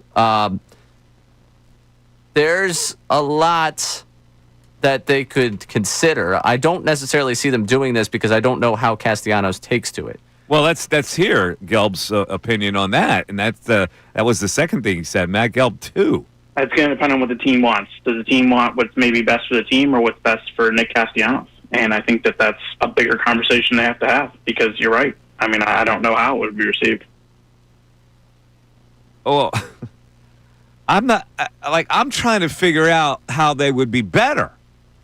Like you're going to then the natural position for Bader is center field. Now you're going to flip him to right, and you're going to play Marsh back in center field, who isn't as good as Bader as a center fielder, and then the novice Crawford in left, which he doesn't play.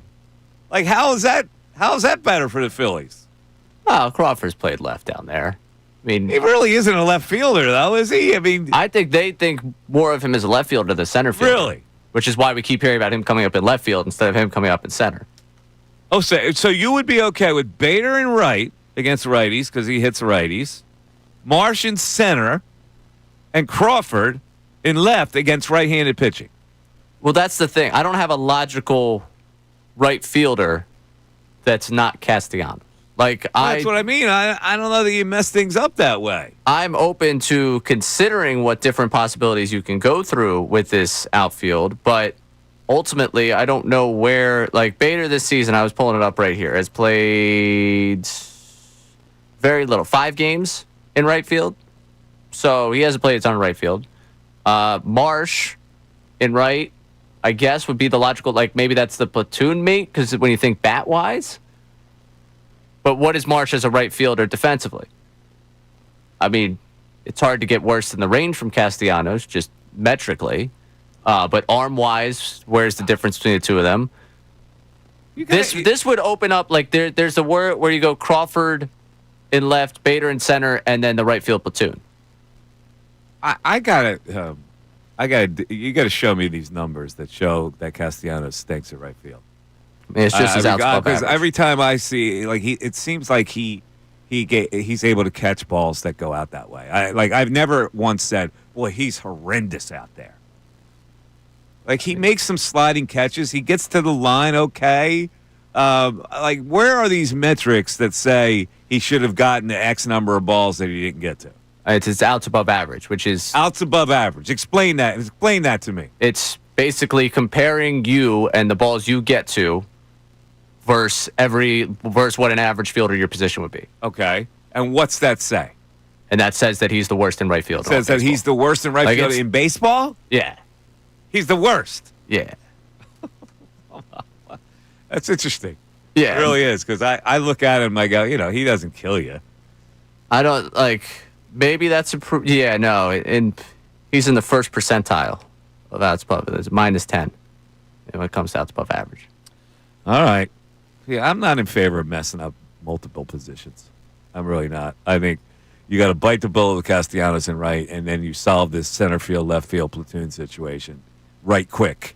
And it's got to be solved in the next 10 days or so. I guess to put a bow on this conversation of what it would entail, Crawford in left, Bader in center, and a Marsh Castellanos platoon, because it plays to both of their strengths in the baseball.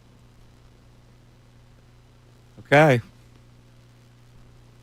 That would be the way they would do this. I don't know if it's worth upsetting the entire clubhouse to ensure that your right-handed everyday bat is Bader instead of Castellanos. I'm guessing Castellanos is not very media friendly because Matt Gelb has a very cryptic comment. I'm going to guess you that get that impression. Not just Castellanos. I'm going to guess that there are people in the organization that actively dislike not him as a person, but his game. Castellanos. Yeah. Because there's always been smoke to him being traded. This comes out there. I would be willing to bet, and maybe we've been willing to bet this for years, that his time in Philadelphia is probably limited. All right. 610-632-0975 is how you get into the show. Again, it's the Eagles last night. The performance, to me, if you listen to me going into the game, I said the two things I'd be looking about would be the depth at edge rusher and the cornerback position, and both were inadequate last night, although the Eagles did look pretty good otherwise. So let's kick it around. It's the Mike Missanelli Show on 97.5 The Fanatic. Andrew Salciunas.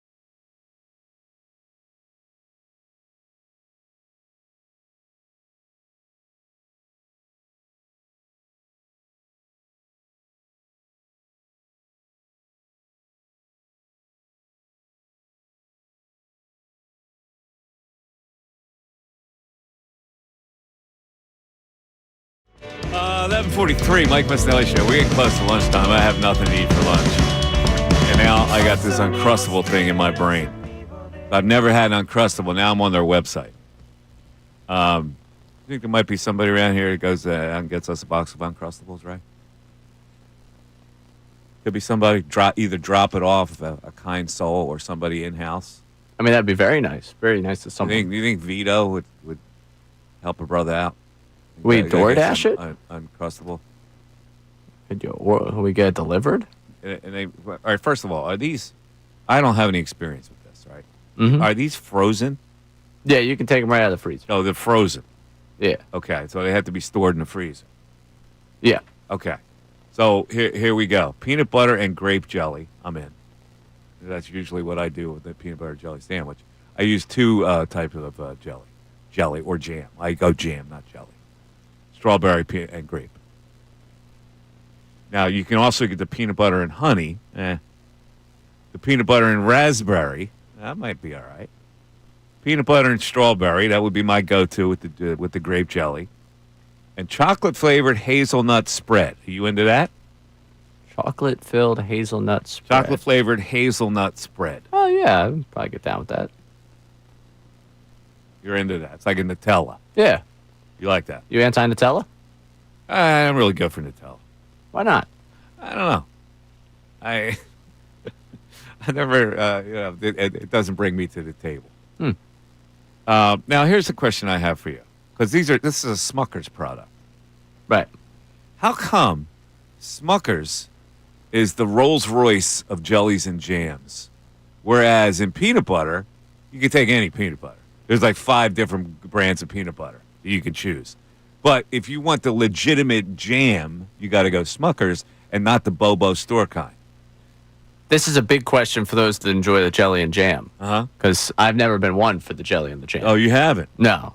You're not a peanut butter and jelliesman? No, I'm just a peanut buttersman. I don't know how you could do that. Yeah. Just peanut butter. Yeah. But, all right, so go ahead. So I can't tell you why they cornered the market on it. I mean, it was good work on their part. The quintessential jelly jam is Smucker's. But peanut butter, like I could flip from Skippy to Peter Pan to Reese's or whatever. There's good versatility with the peanut butter. Exactly, but not the jam. Let's get some jam in here. Trying to find the Smucker's. The Smucker's is the go-to. 1897 when they opened up. 1897. Smucker's has mastered the jar of jam and jelly. Or preserves, as they say. I don't know what the difference is between preserves and jam, but I like the texture of the jam and the preserves more than the jelly. Wow. Do you know what their entire portfolio is? What? They've got Hostess. Smucker's? Yeah. Folgers Coffee. It's a Hostess? Oh, it's a Hostess company. No. This is what the J.M. Smucker company owns. Oh, Smucker. They own Hostess. Uh-huh. Folgers. Jif. Jif, that's another peanut butter. I like a Jif. Milk-Bone dog treats. Milk-Bone, you can't. The dogs can't turn down a Milk-Bone. Meow Mix. Meow Mix. Meow, meow, meow, meow, meow, meow, meow, meow, meow, meow, meow, meow. The Uncrustables is the phenomenon right now. I need to get me some Uncrustables. Oh, my gosh. How much do they own? I don't care how much they own, but I want an Uncrustable. Somebody got to get me a box. I'm trying to explain here how they put a monopoly here. I think that they just own everything. If it's Smucker's, it has to be good. That's why. I guess so. No one else wants to compete with them in the jelly game because they're trying to compete with them on so many fronts. I need to know more about these Uncrustables. How much protein? How many calories? Hold on one second. I can tell you someone who doesn't eat the Uncrustables. Bill? For sure. Bill doesn't eat the Uncrustables. But yeah, I think they're low in calorie. If I'm not, I saw it somewhere. Let's see. Lane was very clear to let everyone know that Landon Dickerson's making weight, despite the fact that he's enjoying the Uncrustables.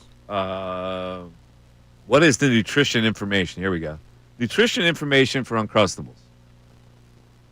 210 calories. That's not that bad, is it? Well, I mean, I'm more worried about the sugar, protein breakdown of all that stuff. You know. Yeah, sugars. Looks like 6 grams of sugar.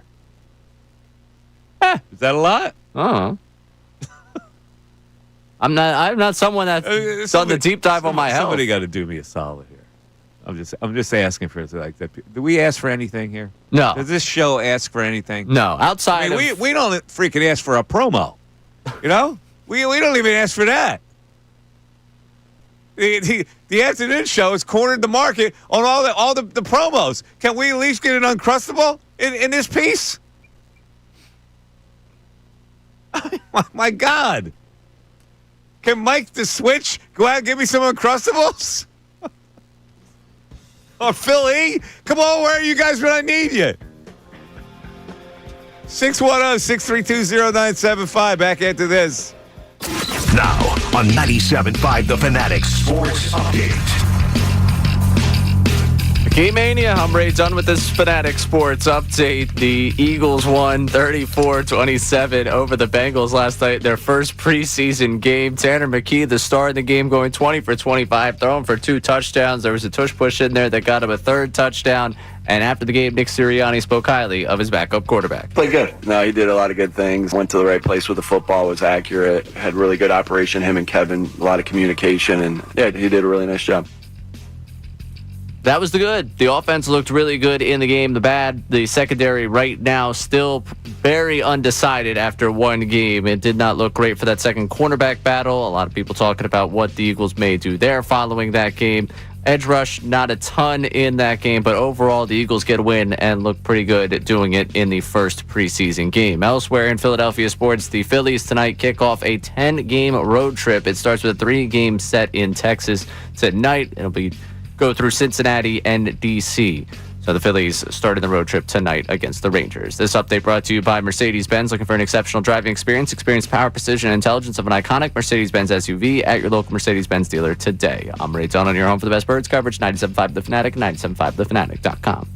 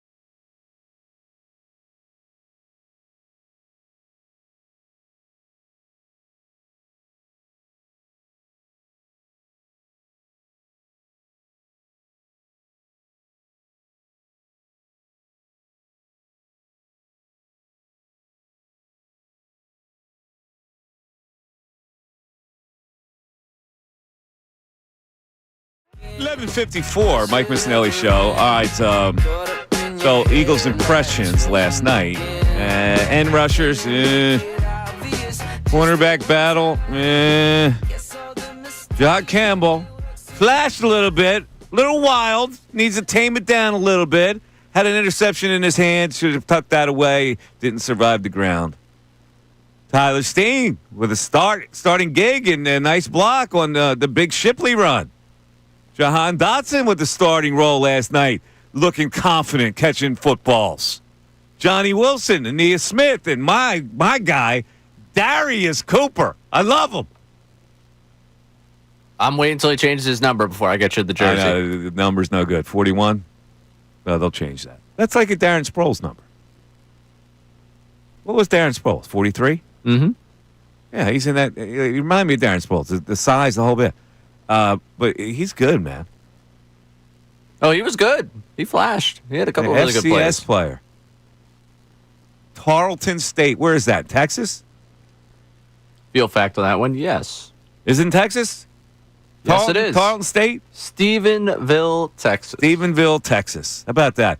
Hidden all those years down there. He had 20 yards per game per catch, average in that league. Population of Stephenville, 20,000. 20,000. Yeah, that's not bad. Bigger than my town I grew up in. Yeah. Just a little bit different than Philadelphia. All right, we still haven't gotten any Uncrustables information. You think somebody would run in here? Say, Mike, I'll go. What do you have to do around here to get some, some I mean, I'll go. I just might be you to the can't go. You're detriment producing the of show. program. Yeah, you're producing the show. You can't go. Plenty of other. How many? There's like 14 people out there. That many people here today? It's a Friday. Remember that. Well, it's true. Friday. The salespeople aren't in here.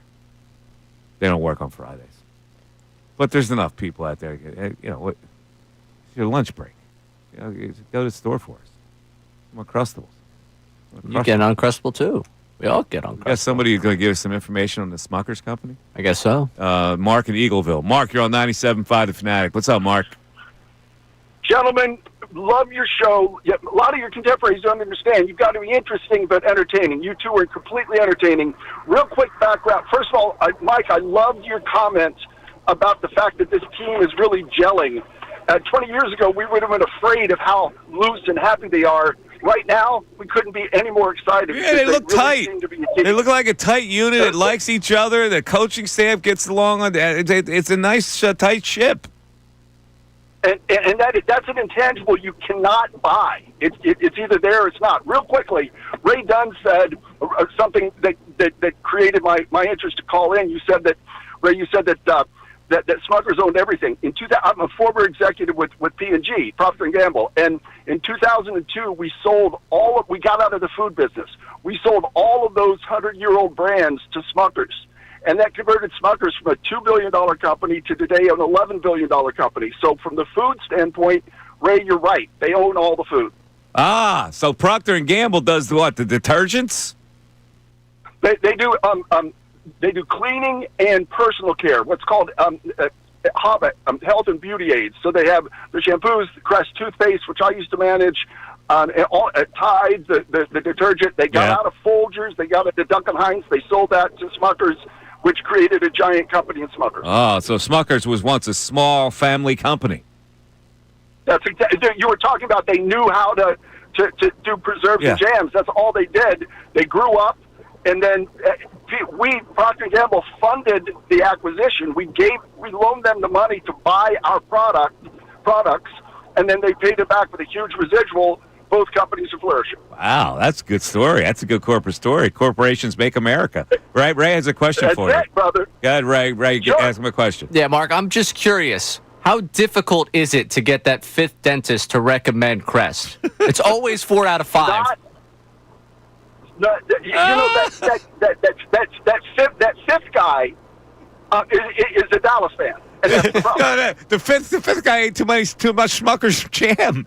can't recommend the toothpaste. That's it. Hey, gentlemen, I appreciate the call, and you guys are killing us. So thank you for all right, Mark. us. Thank you, buddy. Yes, he still has an answer why Smucker's is the go-to jam. How come there hasn't been another jam that has come in to be a competition for Smuckers. Like you see Smuckers and then you see the Bobo. You see the store brand. That's all you see. And the stores are just hoping that they're able to get by with it. Right. So why not? Why 5 different brands of peanut butter on the shelf? Why only Smuckers and the Bobo? Because it's pretty much $11 billion company, store brand, or your local farmer's market. I think that's, at this point, unless you have a really, really good stand at the farmer's market, it's tough to close that gap with the $11 billion company. All right. I gotta spread some cash around out there. Somebody go get me some. You're starving for this now. I am. I can't. You're battling. I can't go the rest of the show. I'll be honest. I'm hungry. Last night had a very unfortunate happening at halftime. I went to go get Oreos from the machine. Yeah. Got stuck. So I ended up with 2 bags. I don't have any machine capabilities today because I have cash that is not small enough to go in there, and I don't have my credit card. Well, don't you worry, Mike. I got you with the loan if you need it. No, the Bank of Ray Dunn is here for you. Anything else would pale in comparison. It is 12 o'clock. You're listening to WPEN HD1, Burlington, Philadelphia, a Beasley Media Group station broadcasting live from the Comcast Business Studios, powering possibilities. You know what that means? Lunchtime, me with no Uncrustables, no resources to go to the machine, but it is time for the news at noon. There's a whole lot going on in this world. It's time to catch up. Here's the news at noon. 97.5 The Fanatic and 97.5thefanatic.com. All righty, Ray Dunn with the news at noon. And Ray, what are we starting with today? All right, we're going to start with the day of Tanner McKee. And obviously, McKee, the big storyline today. We got the people that want to be the starting quarterback after one preseason game. It's all fun and games around here on this Friday following Tanner McKee's performance. However, it was not all fun and games for him finding out about his Madden rating. The Eagles put out a video with, hey, guess your Madden rating. When the ratings came out, McKee was floored by just how much the game disrespected him. Gotta be in the 70s. Yeah, I would say 75. You're 61. Whoa! Madden. Come on, man. Hey, prove him wrong Thursday. Yeah, all right. Watch Thursday. Tune in. Be ready. Whoa! He called it. He called it. 61. It's got to be immediately raised now, right? He's got to be in the 70s at this point, I would think. I think he would correctly be in the 70s at this point. He did get a chance to address this postgame. I mean, we'll see. We'll let them decide. But yeah, no, I've had a lot of people come up to me and be like, hey, nice job, 61 or whatever it was. So yeah, it's been a funny joke going around. Nice job, 61. It reminds me of a story. I play golf with a guy who has a 26 handicap, and we call him Saquon. Oh. Is that a violation? Is that a violation? I laugh, so no. Not? It's not. All right. I think it's slightly disrespectful. Quite disrespectful, but he still plays with you, so yeah, he does. You can't be that upset about it. He actually is a really good 26. He always wins all his strokes. All right, if he always wins, then absolutely call him Saquon's vindicated. He doesn't care about being a 26. That's the beauty of it.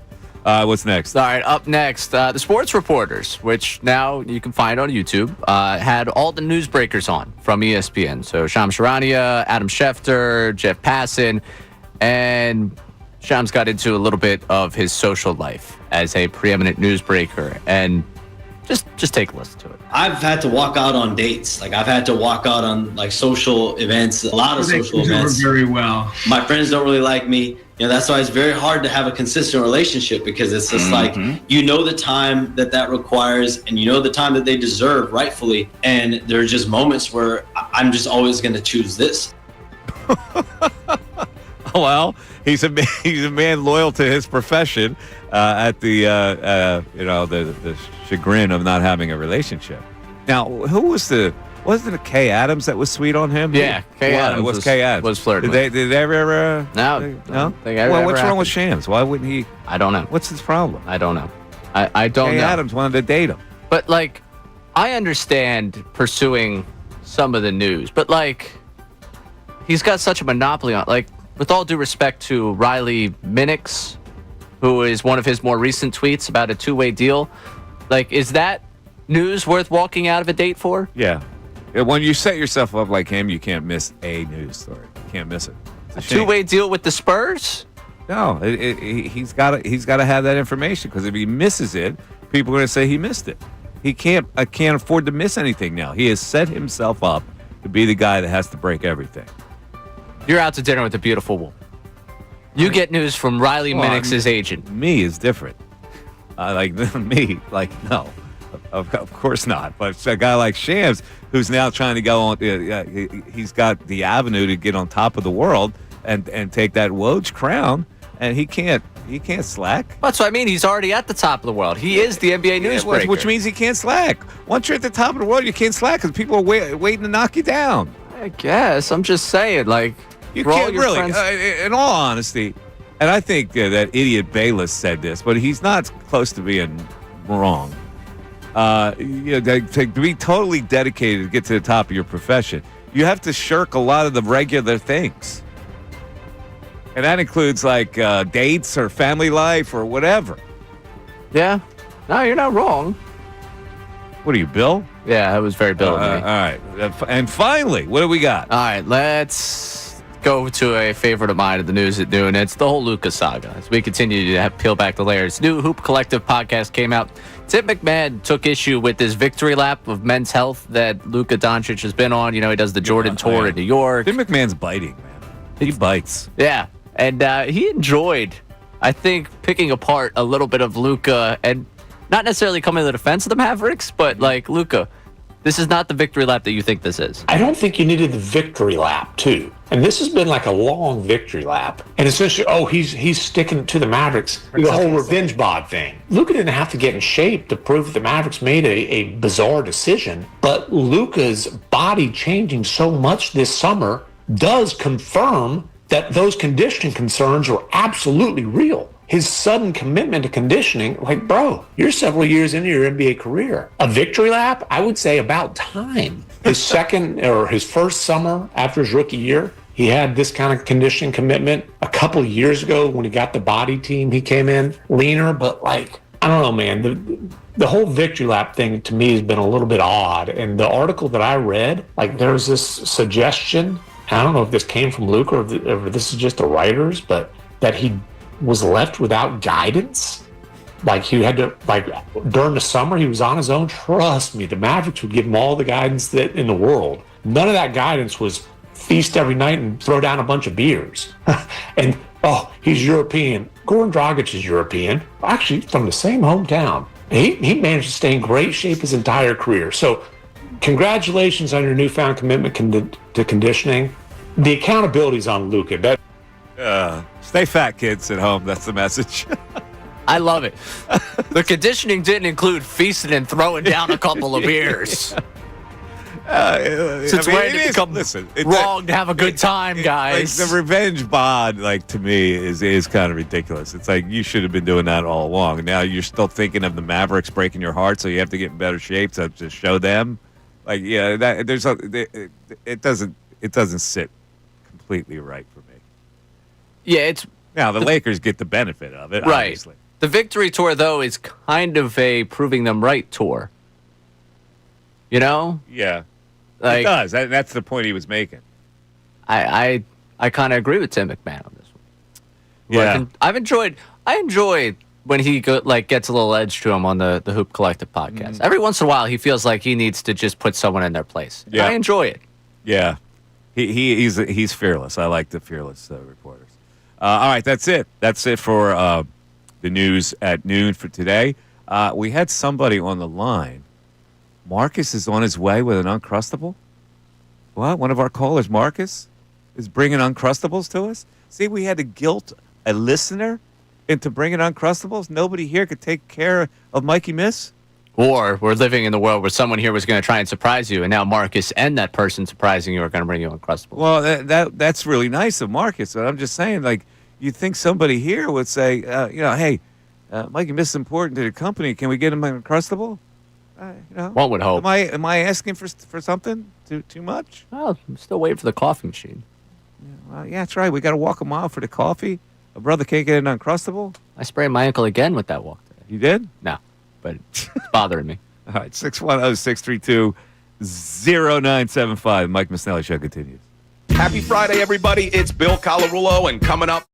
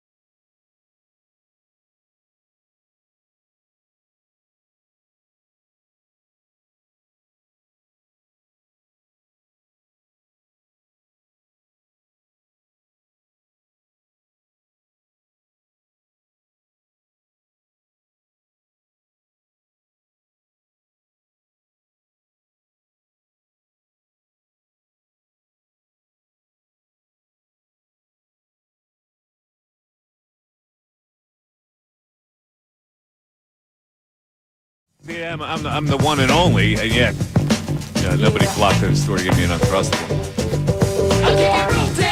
Put your roof down! 610-632-0975. Let's get back to our text board here. What do you got, man? Yeah, we got some people getting upset with the Madden ratings for one Tanner McKee. Someone pointing out that Kyle McCord is a 66 rating, and someone else saying, this is why I no longer play Madden. Well, I feel like that's a little strong for why you wouldn't play Madden because you saw Tanner McKee's rating. You can't get provincial. What is that, the new rating number? It was a 61. So he went up to what? 66? No, McCord's a 66. Oh, McCord is. McCord had a higher. Oh, he did? Mm-hmm. Well, going into the season. Yeah, I don't know why that would be. But, Tanner McKee at 61. Like, what else would you put him? Like, wait, if you're going to rate the guy, what would you rate him? I feel like 70s is pretty reasonable. Like low 70s, like a 72. Well, you have no frame of reference to even rate him. Didn't McCord lead the nation in passing last year? Yeah, but I saw McKee throw touchdown passes in the NFL last year. Yeah, but very brief. Like when you're looking at a guy, you go, okay, is McCord supposed to be a better quarterback than Tanner McKee? He was drafted in a better round, wasn't he? Yeah, but the Eagles were going to go with McKee as their backup. Where was McCord drafted? No, sixth. Oh, was sixth it? Round Maybe he didn't have a better draft. Oh, did they draft him? Felt like he was a sixth round. It was Saturday, for sure. 6th round, yeah. I felt like I made the Tom Brady got drafted in the 6th round 2 joke at one point. Yeah. So that's why 6th round stuck out to me. As for other Eagles takeaways, people come in the defense of the cornerbacks. Which is really interesting to me. Why would you come to the defense of him? Because it was Jamar Chase? Is that it? The rationale? I mean, Mike at Turnsville here. Corners were bad, but no pass rush. They're facing a top-tier quarterback, the best wide receiver in the game. So I guess he's at least coming after bad. Here's a text that is at least not defending the corners. Mike from Exton. Has Mike brought up the dismal play of Keely Ringo at all? I thought Ringo looked horrible last night and flat out looks like he may struggle to make the team. Is he listening to the show at all? Ringo got burnt last night more than my toast for breakfast this morning. My God, it's all I've been talking about. Yeah. He must not have been listening. No, he must have missed that part. All of it. Yeah. Listen, there were two things I looked at coming into the game. The two most important things. I didn't see anything from the two most important things I was looking at, although I saw other things that were good. So I just can't forget about the two areas of focus that I had last night, which was the rush they were going to get from the backup defensive ends and the cornerbacks. Now, they had Ringo on the one side, and they had Dory Jackson on the other side. Can you make an excuse that, Ringo's not going to play that side anyway? Should that get into the equation? No. What I watched last night, I need more from my corners. I think that I'm not putting a lot more into the equation than what I watched last night. I was disappointed.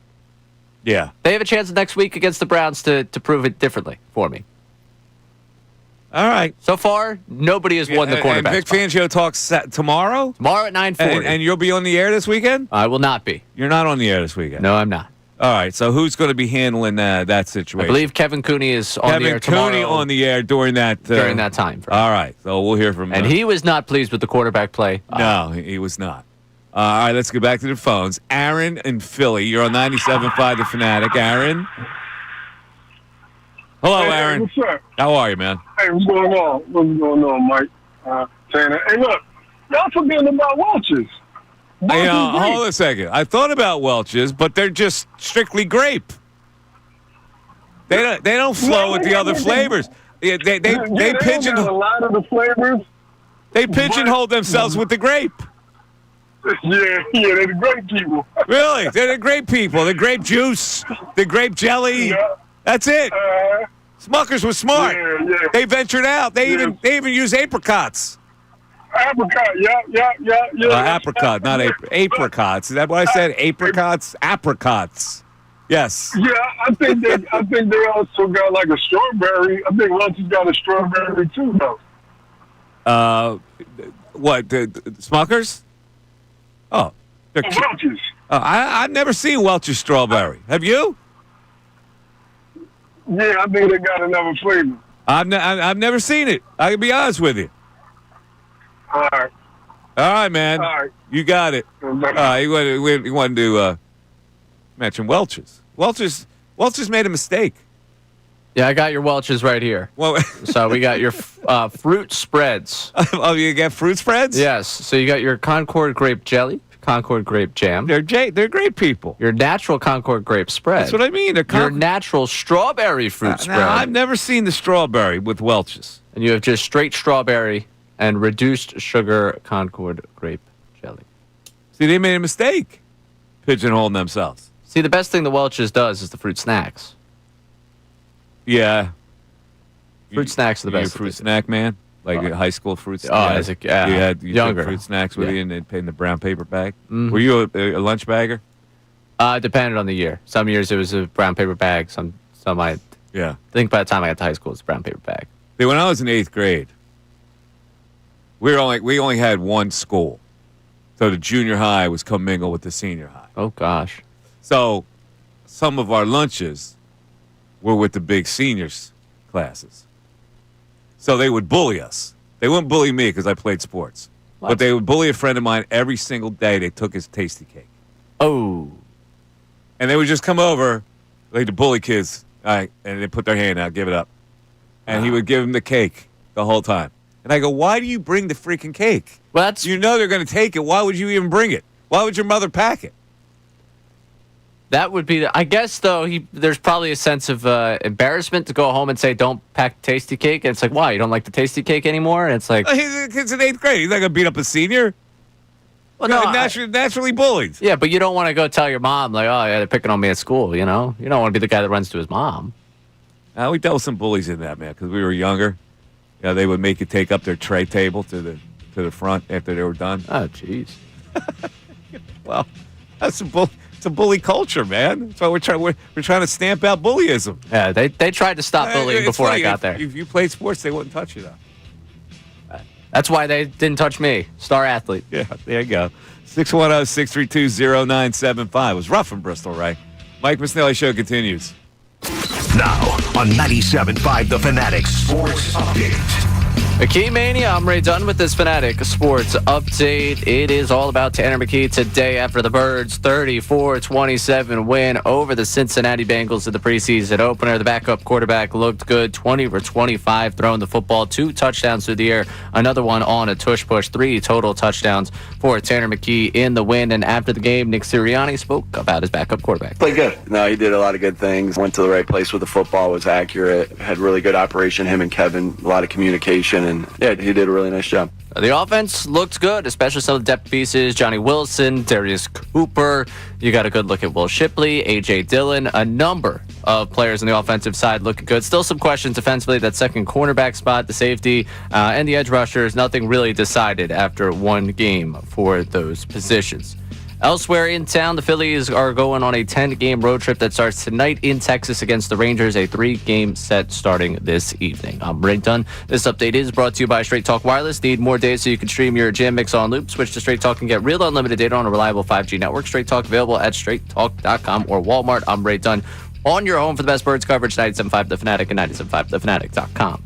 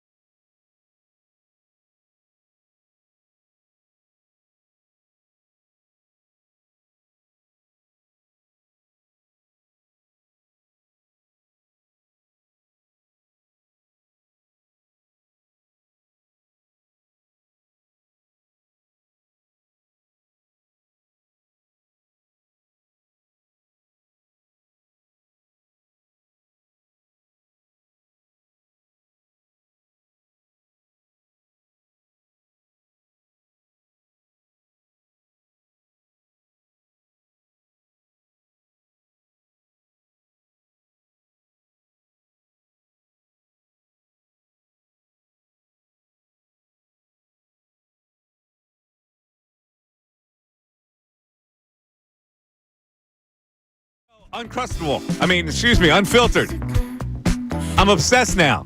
And I got to thank my man, Marcus Johnson, former Milwaukee Bucks star. No, Marcus Johnson is the owner and executive chef of Enjoy Catering. And he was kind enough to bring a couple boxes of Uncrustables, Ray. Ooh. Right here. And I've got the strawberry, as you can see. They're frozen, so they have to thaw out a little bit. But let me take a bite.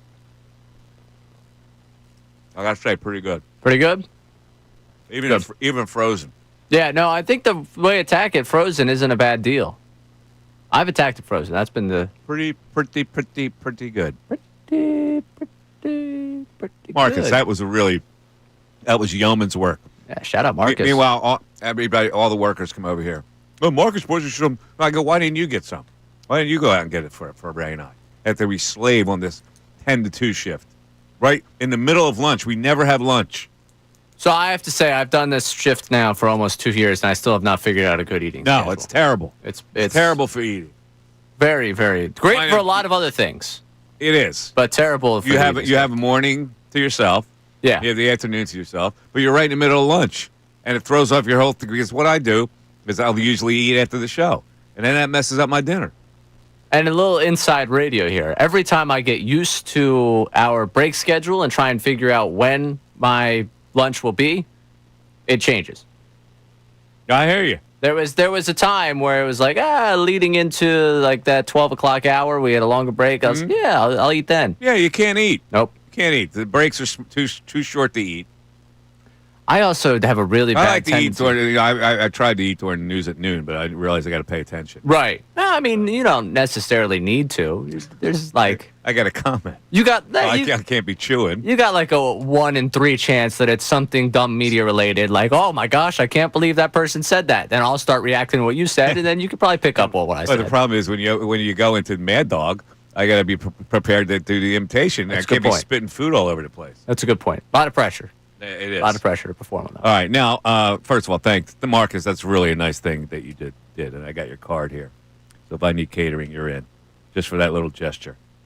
What do you think of the broadcast last night? Good.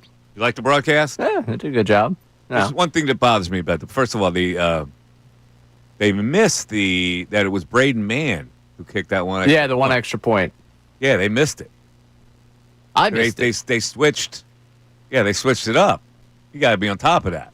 Hey, who's that kicking? That's not Elliott? What is that? Wait, Elliott's the holder? Yeah, the way that ball went, I was like, whoa. That was wild from Elliott right there. But you also were concerned at the missed 55-yard knuckleball field goal by Jake Elliott. You didn't like that, did you? I didn't. The guy went 1 for 7 from 50 last year.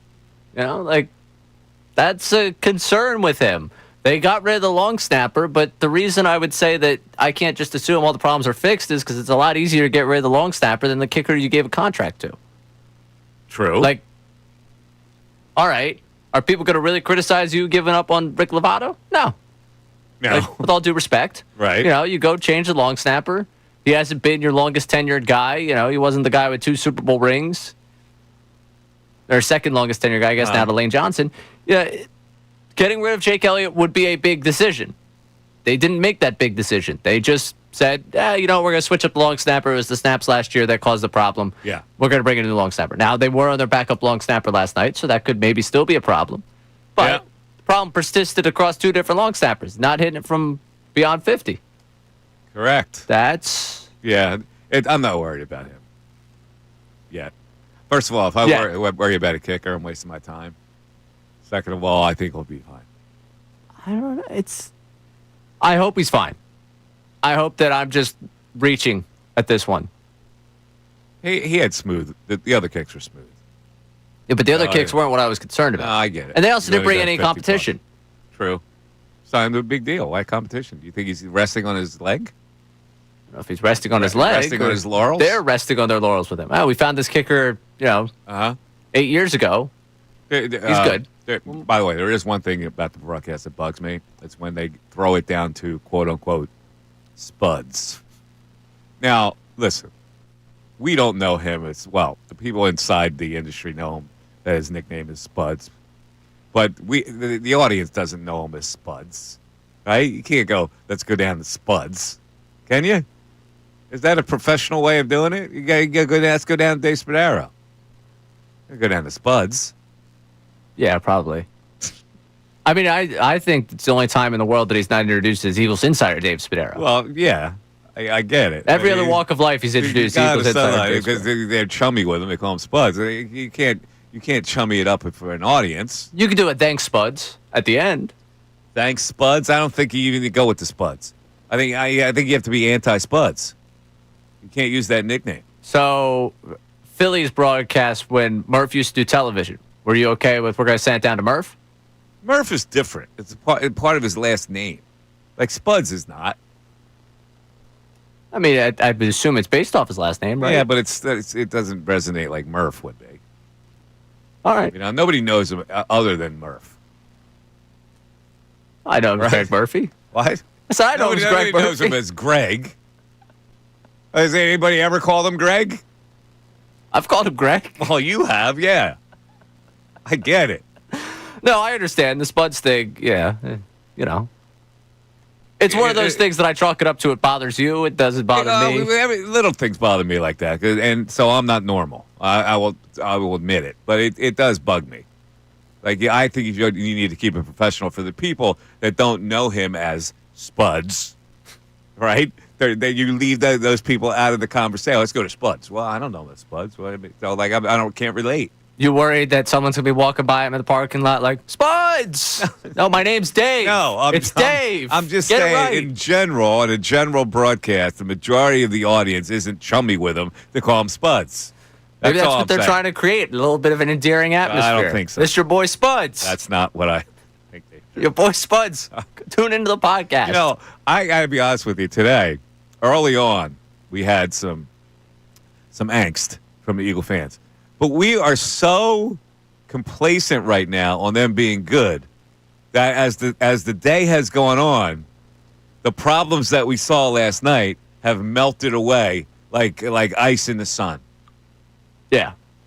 We also didn't go for the lowest common denominator because today there's people that are definitely going to do Tanner McKee could be a starting quarterback here for you. And no, we're not going to do that hot take. It's foolish. Although he played very well and he was very impressive and it was a good win and they have a good spirit about them and it looks like a very close team with a lot of camaraderie and that's a tribute to everybody who coaches on that staff, including the head coach.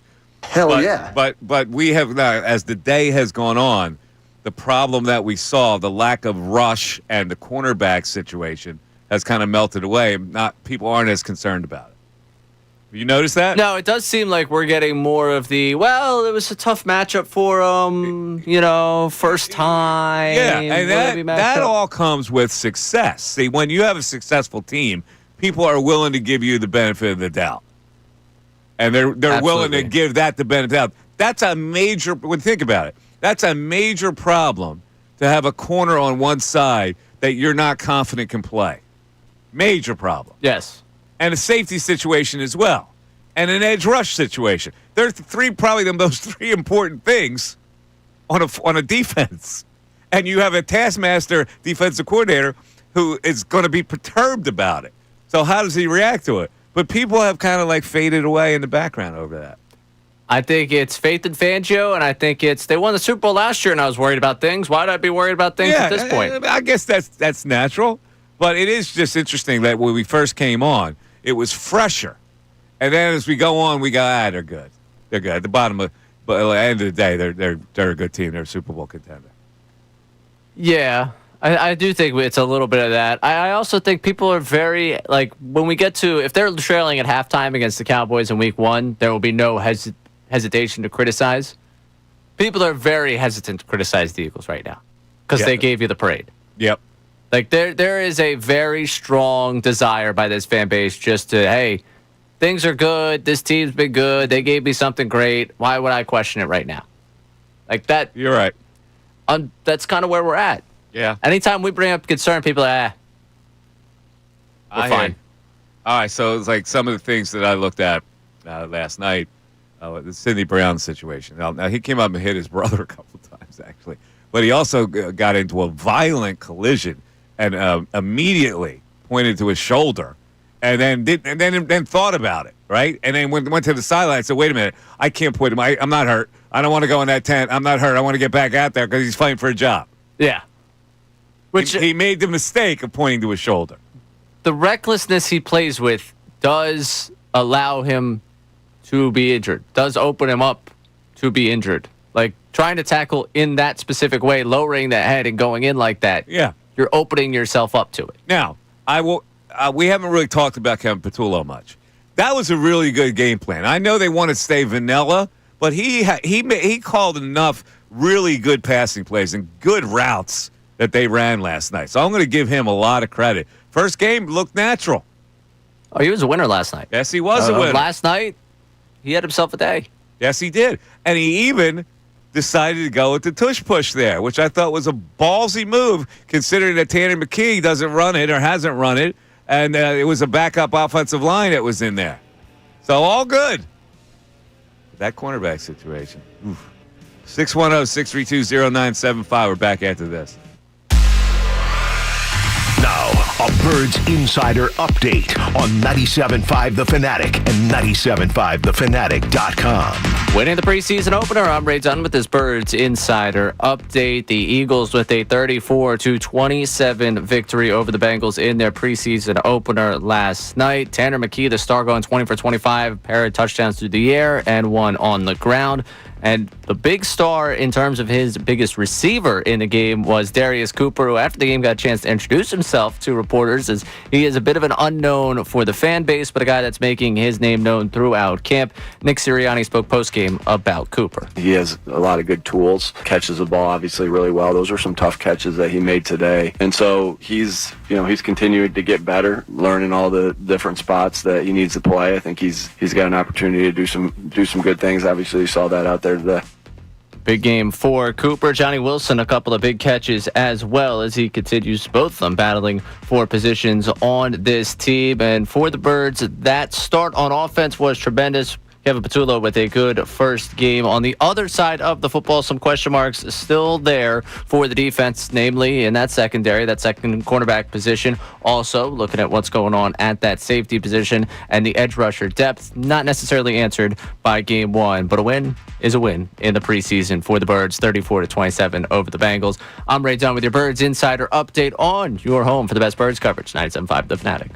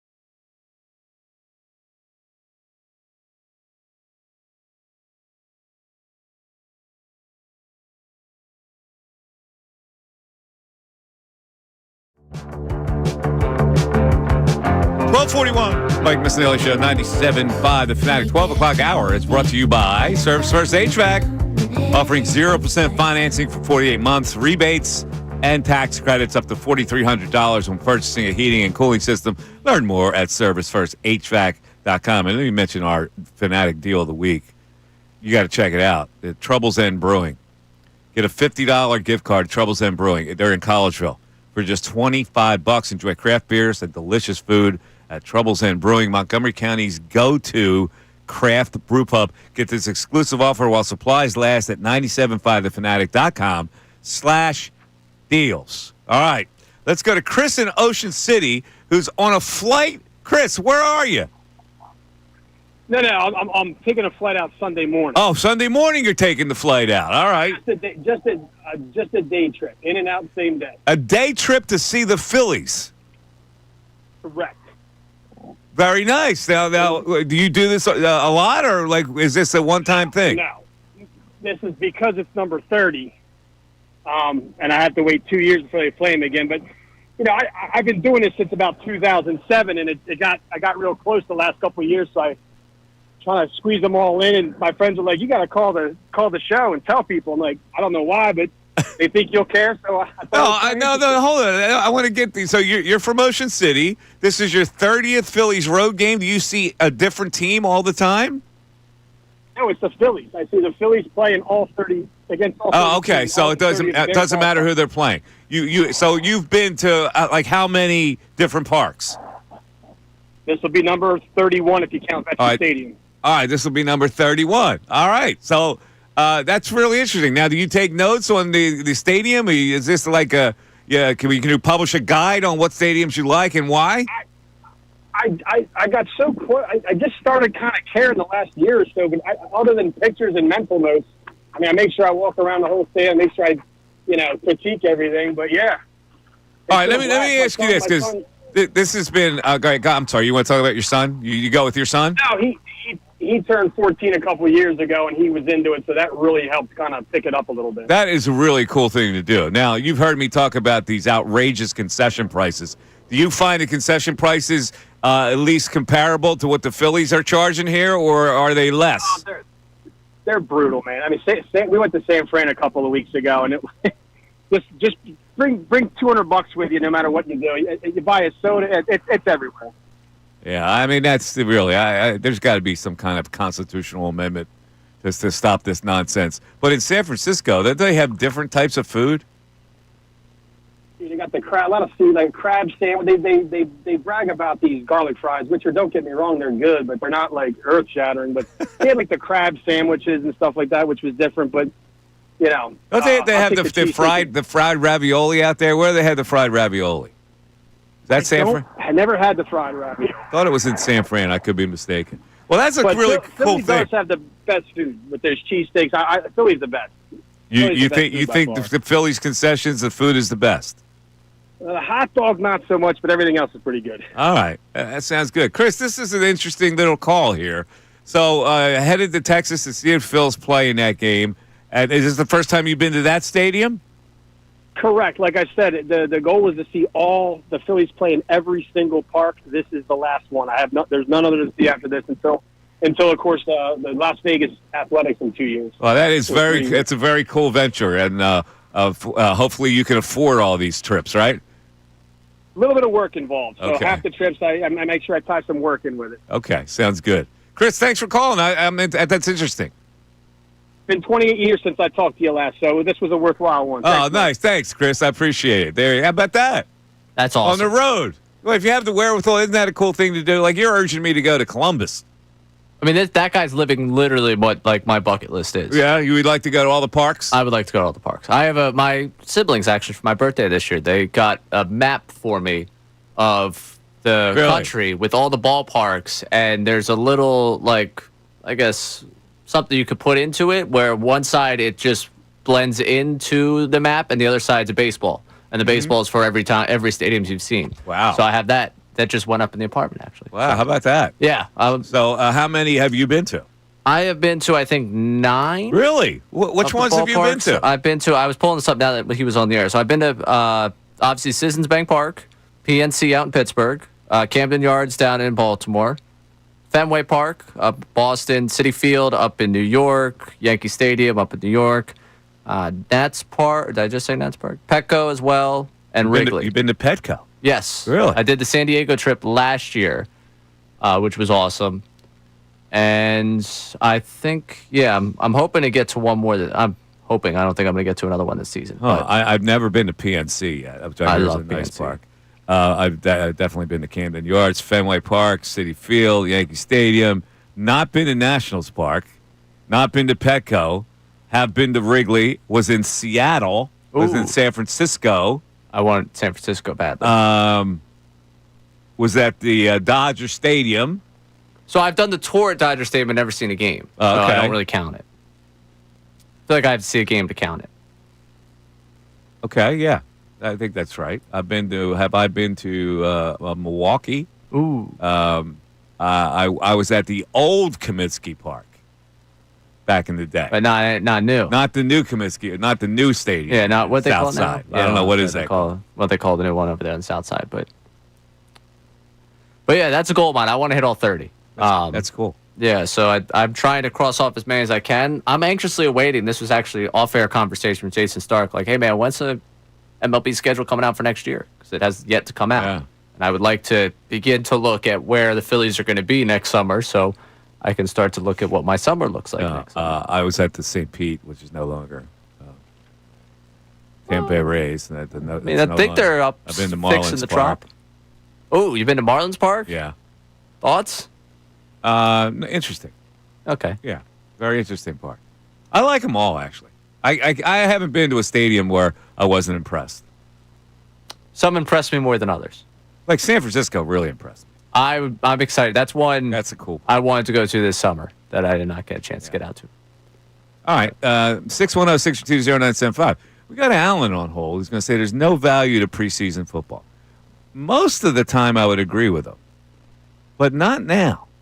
I think preseason football, especially for the Eagles, is really important and has a lot of value.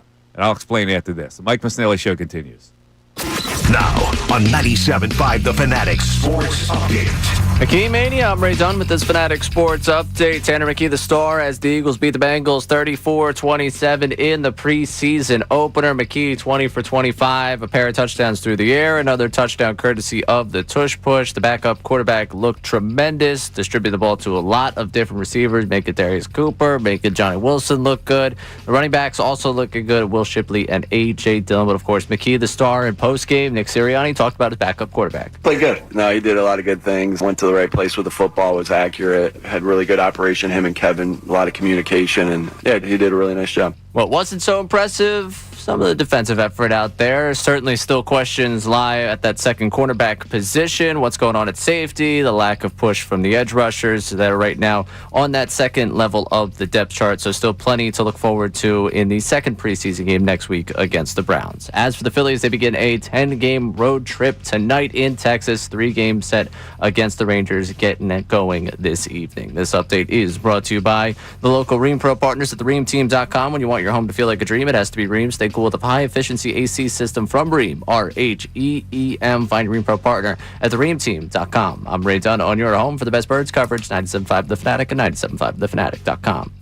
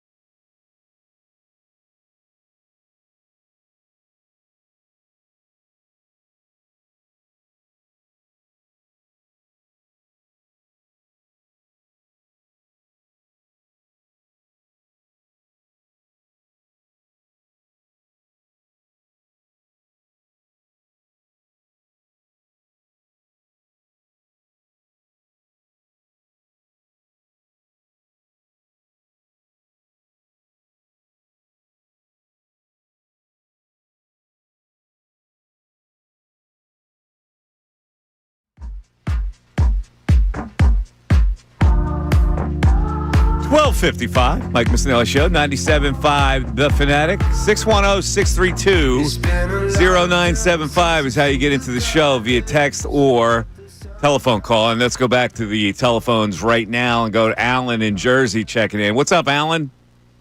Hey, Mike, can you hear me? I Ray, got you. Can you hear me? Got you, buddy. Okay. Listen, before I get to my points about the Eagles, quickly, Ray said that he's been to Petco. A lot of people who I've associated with say that Petco, Dodger Stadium, I know you been there, and the Giants Stadium are like top three. Do you agree before I get to the Eagles? I've never been to Petco. I saw it from the outside, never been inside Petco. Ray? My favorite ballpark. It's his favorite ballpark? Wow. Petco's your favorite park, Okay. so he agrees there, Alan. I'm right Mike, there with you. That's what everybody tells me, Mike. That's well, first of all, the weather's perfect. Yeah. But the Eagles. Preseason, I'm about you, Rays. When we go back years ago, again, pretty much every team addressed it the same way. They played their starters first quarter, then one half, and then three quarters. Then they had one game that they played the whole thing, and then they rested. Yeah. So that's number one. So preseason, but one thing about preseason which has not changed is that they're always vanilla on defense. They never disguised, and they played it like the Pro Bowl up until now. They play flag football, which they should just abolish anyway. So that's number one. Number two, the way each team addresses the preseason games now, we'll fast forward to now what they do. Now, the Bengals have been awful in the first 4 or 5 games of the year. Yeah. So in their minds, they're trying to pretend that their slow starts are offense. So that's why they started their first string. Yes. But second of all, their defense, historically, one of the worst of all time. Now, McKee, remember, Mike, when Peyton Manning was drafted number 1 and Ryan Leaf number 2? Yeah. For 2 years, Ryan Leaf was a Hall of Fame preseason quarterback, back-to-back years. And I remember the first year in preseason, the last one, they said, did we make the right pick? Should we have picked Leaf over Peyton Manning? And then as soon as the regular season started, of course, as you know, the switch. Yeah. And again, disguising coverages and everything like that. But again, why did the Eagles pick 5 linebackers? I heard there's good news with Jacoby Dean, that he's really progressing nicely. Why did we draft 5 linebackers when we know that our corner safety, we need help there? So I'll leave it with that. And listen. All right, so wait a minute. What I'm just asking, what is your point about the quarterbacks in preseason? There's no discover like this McKee.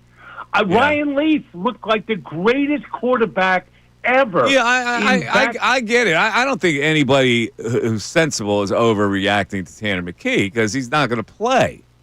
I think what they're evaluating with Tanner McKee is if he has to play, he'll be competent enough. That's what I think. I mean, I don't think we're going to say he should be this. Well, some idiots are saying he should be the starter, but for the most part, if you're reasonably minded, you're not thinking that Tanner McKee, because he was impressive last night, is a threat to the starting job. Right. I think the biggest takeaway is they would be okay if they needed him for a couple game stretch. Yeah. And a quarterback needy team saw Tanner McKee pop last night and was like, ooh. Yeah, I don't remember Ryan Leaf being good at all in preseason, so I have no recollection of that. I mean, there's been plenty of guys who've had great preseasons. His point about people playing well in the preseason and not translating the regular season is well documented. There's plenty of the examples of that. The Eagles' defense wasn't that vanilla last night. They sent Campbell on a couple of blitzes there. They did some crafty things on defense last night, I thought. I mean, more vanilla than they're going to be, sure. They probably played a little bit softer. When's the last time you saw an Eagle linebacker blitz? Well, I mean, the Kobe Dean has done it, but the Campbell's going to be lethal in that role once he learns how to play. Listen to Saquon talk about Campbell. I think it was earlier this week or at the end of last week. Fired me up for him. So I remember last year when A.J. Brown was talking about the trash talk with Quinyon Mitchell and that he was really impressed by him. Saquon talking about John Campbell earlier this week, just like what he sees from him. those guys that have seen what it takes to succeed in the league, that have high things to say about a rookie, like, that always gets me excited. And seeing Campbell fly around last night got me excited just in the sense it seemed like he was everywhere. He only finishes with 3 tackles, but he seemed to have a knack for where the play was going. Yes. Whether or not he was disrupting it, he had an idea of what was happening. Very active player, plays with a ferocity. I like it. It's 1 o'clock. It's the Mike Missanelli Show. You're listening on WPN HD1, Burlington, Philadelphia, Beasley Media Group station, broadcasting live from the Comcast Business Studio, powering possibilities. And last night, of course, Ray, was also the battle of the thighs. You had A.J. Dillon and you had Saquon Barkley. Whose thighs were bigger? Who squats more? How much your bench? You know, we had all that talk last night with A.J. Dillon and Saquon. And can I believe that A.J. Dillon can squat more than Saquon, or has bigger thighs than Saquon? Do I believe that? I have a hard time believing it. I do. He does have some. He is powerful. Yeah. A.J. Dillon is pretty powerful. No, this is the... He looked good last night catching the ball, too. He had some burst to him. He did. It was nice to see. For someone that was down on that signing, it's like, really? This is what you're doing? Yeah. Look decent. Not bad. Not bad. They're running backs, I think. They can spell Saquon a lot this year. I think that both of those guys can get a job done. I think depth-wise offensively, you feel really good after last night. Good backup quarterback. Some of the receivers right now are making a name for themselves to battle for those last spots in the receiving room. I mean, Dotson got a few snaps. He was like kind of our deciding line of who was going to play, and he did play. Yeah. But behind him, it seems like you got guys that you could talk about legitimate competition in the wide receiver room. The backup running backs look good. The offensive line depth didn't look bad. I agree. Quick, off the cuff question, because I don't know. Is Will Shipley white? Yes. He is? I don't know. Like is he a white running back? Trying to trap me here? No, I just I don't know. I can't tell. I don't know. Now you're common question things. Yes was the original answer on that one. Yes is the original answer from me. Now for you, I thought he was white, but I'm not sure because I haven't seen enough of him. According to Google AI, yes, Will Shipley is white. Will Shipley's white. Okay. Yeah, well, I'm just trying to get the ducks in a row here. You don't see many white running backs. I just wondered if he was. Until this conversation, I thought he was. I was convinced. Yeah. I was looking at him last night. I'm going, well, I don't know. With the helmet on, maybe he doesn't look white. I don't know. I believe he's white. Okay. Well, in any event.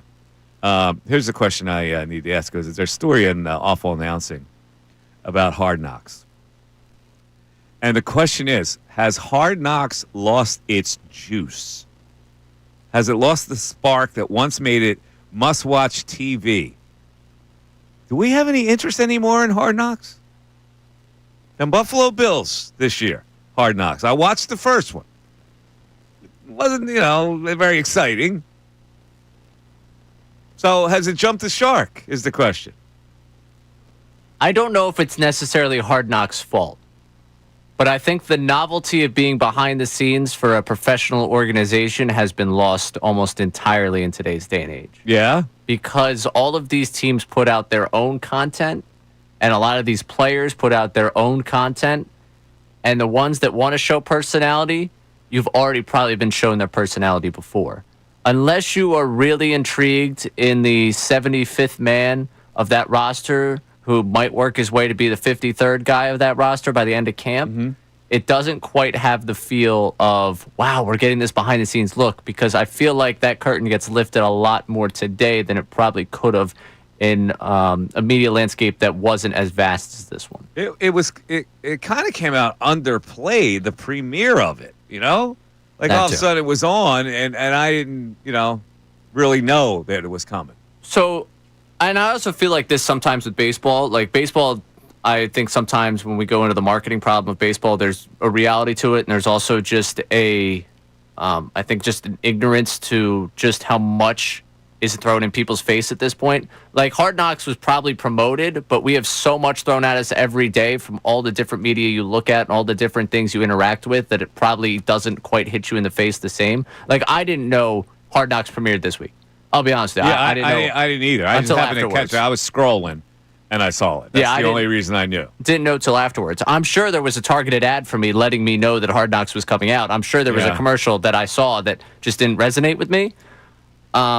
I think most of what it comes down to is we are given a lot of what we want. Like, you were once given one team where you got an inside look at it, and that's awesome. And now it's like I have 6 different Eagles with podcasts that want to tell me about their lives, and I have the Eagles putting out a unscripted series about the way camp's going. And, you know, like, I feel like there's so much more content generated for the team that I'm interested in that I think Hard Knocks kind of loses its luster because it was first the marketplace, but the marketplace is massive at this point. Yeah, you're right. And this story kind of indicates something similar to that. It says what used to be a singular viewing experience has been split into 100 different directions. And when Hard Knocks went from one preseason edition to off-season, in-season, and training camp installments, it started to lose the very thing that made it special in the first place. It used to be a rare glimpse into football's inner world. Now it's just another option on the content buffet. Yeah, I think that's what it is. I don't know if it's lost its way. Like, it used to be when I first moved into my post-college apartment, the apartment I just moved out of, like, me and my 2 roommates, every week it was appointment viewing. We sat down, we watched, and we enjoyed. Like, it was just something we all did. Mm-hmm. There's so many options out there for you. Like, now it almost feels like Hard Knocks fits into the podcast, like random podcast territory of if it gets aggregated into a viral clip, everyone knows about it, but it's not the appointment viewing it was. Yeah. It's appointment reaction. It's not appointment viewing, if that makes sense. Players are more aware than ever of how they're being portrayed, and many have opened up their personal lives through social media, branded content, and personal documentaries. So the mystique is gone. And Hard Knocks is still trying to figure out how to exist in a world where everyone already has a backstage pass. Wow. I could have written this story. Yeah. This is right in line with what you're thinking. I literally saw the headline for this. I didn't get a chance to read the story. And this story, I guess, who wrote this? On Awful Announcing, it was written by Ray Dunn. No, it was written by Sam Newman. You know who Sam Newman is? Yes. You do? Yeah, I know Sam. Really? Yep. You know Sam? Mm-hmm. I know Sam. So, yeah, I'm not surprised. Is he a Temple guy? He is a Temple guy. Really? Yes. Sam's a Temple guy? He's a Temple guy, yeah. How about that? Good dude. But when you were going through this, I was like, you know, this... Because I'll occasionally go back and forth with him because I'd like to just pick his brain industry stuff because, you know, he obviously writes about a ton of stuff. Yeah. And I was like, this feels like a conversation I've had before. That would be the person I had. Yeah, wow. How about that? Great story, Sam. 610-632-0975. How about that? It's the same view. You had that discussion with him before, and he wrote it. Mike Missanelli Show continues on 97.5 The Fanatic. Ricky Bo.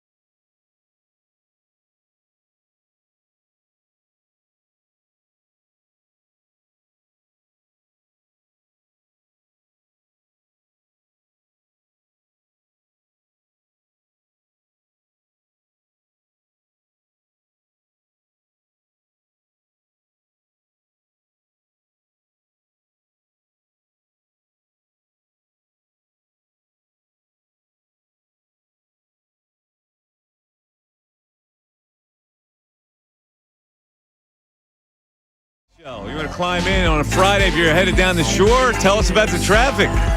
610-632-0975. Usually a busy week for the shore. This is like you get your last vacations in August. Usually the first couple weeks of August. I think this is it for me. Yeah? Going down to see family today, and then I think that might be wrap for my shore That's the season. end, huh? No Labor Day weekend for you? I don't think it's going to happen for me this year. Busy stretch coming up here. Yeah, you get the football weekends and all that stuff you got to start thinking of. Yep. I gotta mention this because I think it's one of the creepiest things you could do. The WNBA now has this this copycat situation where people are throwing sex toys on the court. That I don't know how you change the law, but if somebody does that, should go right to freaking jail. However, sometimes people look at this and they make a clever thing out of it. Like this spoof post just came out.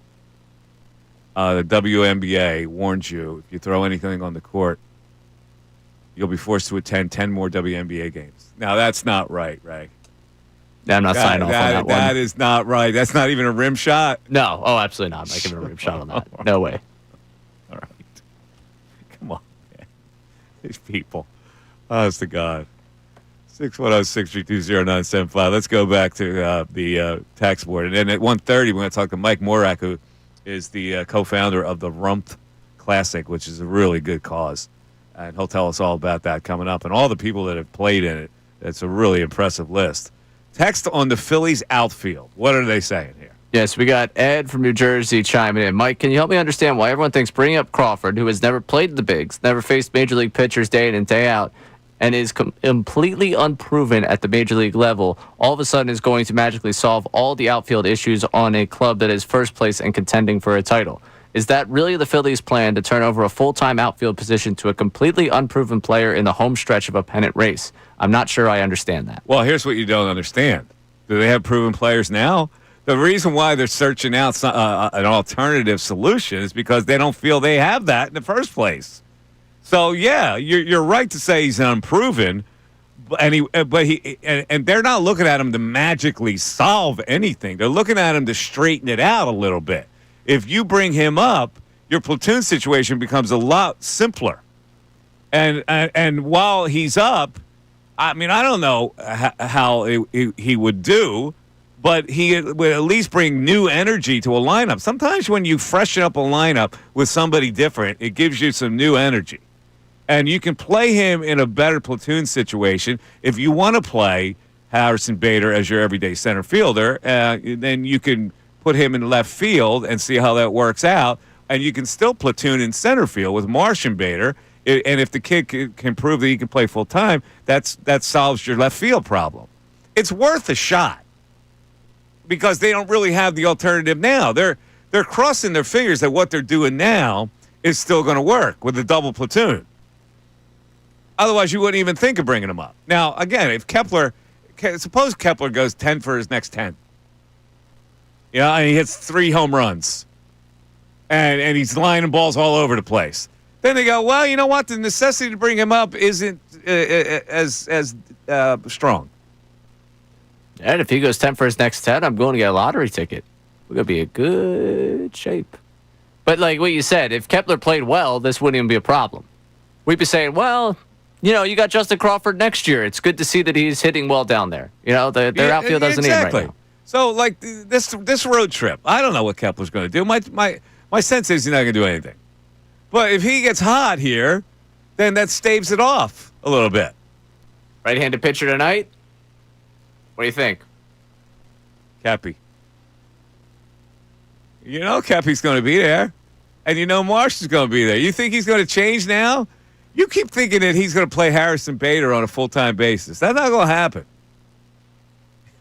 Ray's got his head down. He doesn't like to see the 2 lefties in there.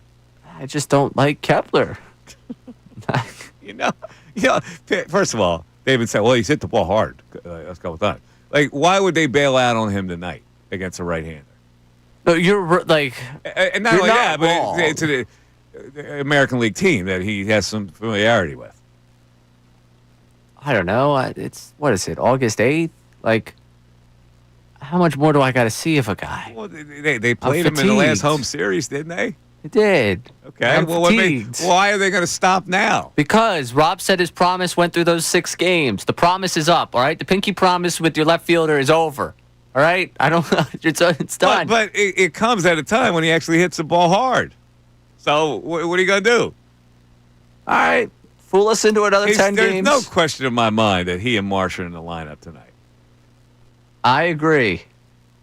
Painfully. The triple platoon is in play tonight. Yeah. Yeah, the triple platoon is in play. Stotty will be back in there. Marshy and Kepi. But I'm cool with Stott and Marsh. I'm good with them. Now, who will players. play third base tonight? Will he go back to Otto Kemp or Sosa? Interesting on that. I mean, I think he might go Kemp. You think so? Yeah. So it's funny. I was looking at it because, we had the conversation this week about the platoon at second base. And because Edmundo only plays second base when it's a left-handed pitcher, like if you split his season, his batting stats based on the position he's playing defensively, he's absurd at second base. Like his OPS going into Wednesday's game when he was playing specifically second base was over 1,000. Really? Because he's just getting overexposed against left-handed pitching, and that's the greatest asset for him. If you go and do that same thing for when he plays third base, it's absurd in the opposite direction, where he's not good because he's getting overexposed against right-handed pitching. He is a platoon player at best. Yeah, that's what I've said for years. But it's like his stat, like it's a staggering difference to the point of like. Yeah, I think you're right. I think Kemp will be back. But Kemp hasn't played. Yeah, get him. He's got to get those at bats. Yeah, he's got to get him his at bats. Got to get him in the line. So you got to get Double O back in there. All right, 610-632-0975. Keep those texts coming. We love it. But the texts on the Eagles have slowed down a little bit. So as the day has gone on, the worries that you took after the game about that cornerback position and about that edge rusher position have kind of dissipated. Very interesting phenomenon. Mike Missanelli Show continues. Now on 97.5 The Fanatic Sports Update. McKee Mania, I'm Ray Dunn with this Fanatic Sports Update. The Eagles with a 34-27 win over the Bengals in their preseason opener, and the big story is the backup quarterback, 20 for 25 with 2 touchdowns through the air. A tush-push got him his 3rd touchdown in total. 3 touchdowns for Tanner McKee, and the Eagles win their preseason opener. After the game, head coach Nick Sirianni talked about his backup quarterback. Played good. No, he did a lot of good things. Went to the right place with the football, was accurate, had really good operation, him and Kevin, a lot of communication, and yeah, he did a really nice job. And with the quarterback playing well, so did some of the other weapons on offense. Darius Cooper and Johnny Wilson, both with big nights. Will Shipley and A.J. Dillon looking good out of the backfield. That was the good. The bad, still a lot to decide in that secondary after an underwhelming debut for both of the guys vying for that second cornerback spot, and not a ton of pressure from the edge rushers that played early on in that game. Phillies open up a 10-game road stand tonight. They've got the Rangers for 3 starting this evening. This update's brought to you by Erie Insurance. Celebrate 100 years of protecting your family's most priceless moments. Then, now, always Erie Insurance. ErieInsurance.com. That's ErieInsurance.com. I'm Ray Dunn on your home for the best birds coverage, 97.5 The Fanatic and 97.5thefanatic.com.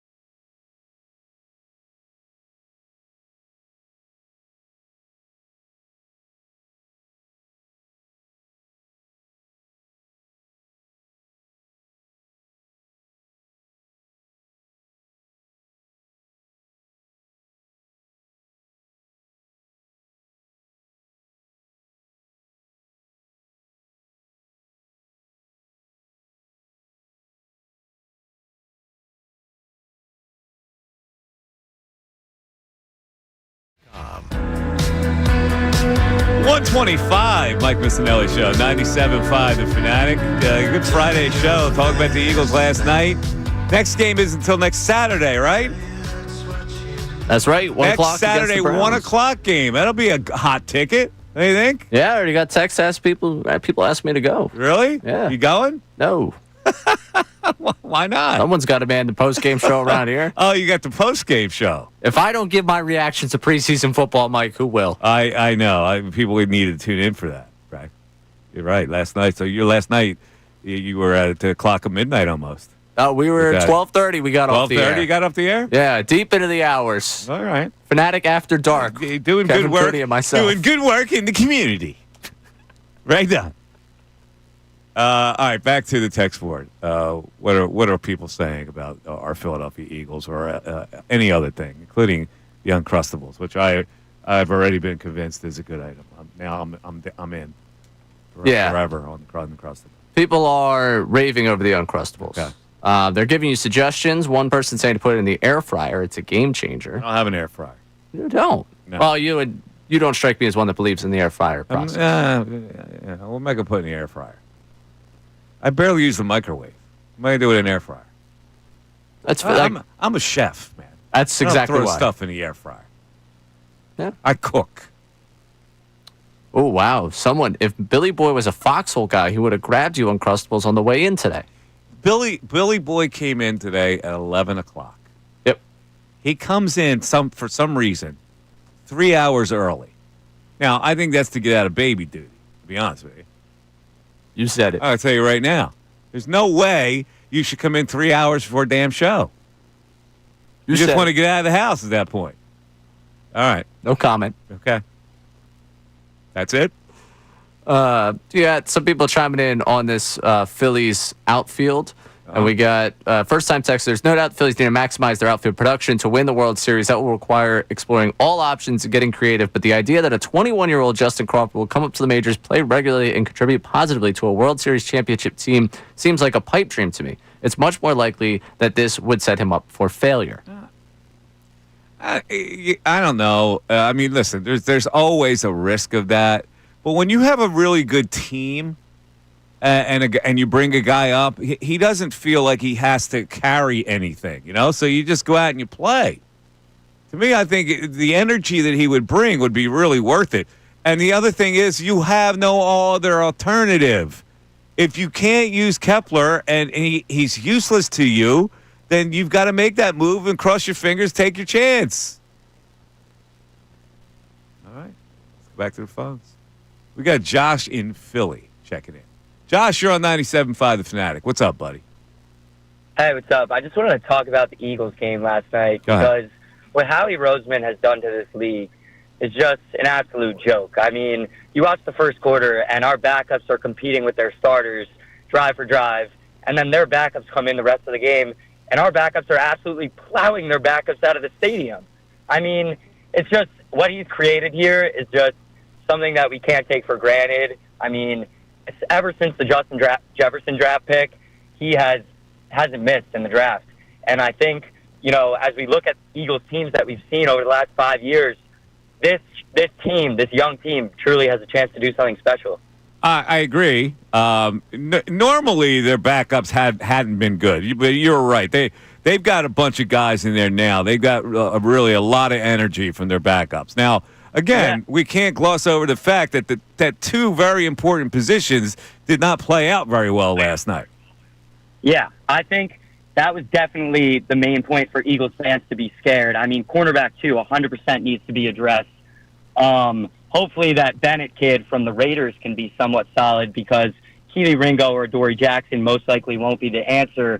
But I have full faith in Howie that he'll get something done before the season and have it sorted out. I mean, that will definitely be a big hole. But I was a little bit impressed of Ty Robinson from the defensive line. Yeah, he's a beast. The line will be one thing to be worried about this year. But if our young guys can continue to step up, I mean, it'll just be huge. And obviously, you know, everyone talks about Tanner McKee and everything, but you know, when you look at our backup quarterbacks who came in the last couple years, Kenny Pickett sucked, Gardner Minshew sucked. I mean, it's obviously preseason, but like Tanner McKee is way better than these guys. And you know, I know people want to trade him and get picks for him, but it really is valuable to have a backup quarterback. It totally is. You can't Jalen's trade been him. hurt the last 2 years. Yeah, you can't trade him now. He's got to be this year. He's got to be the backup.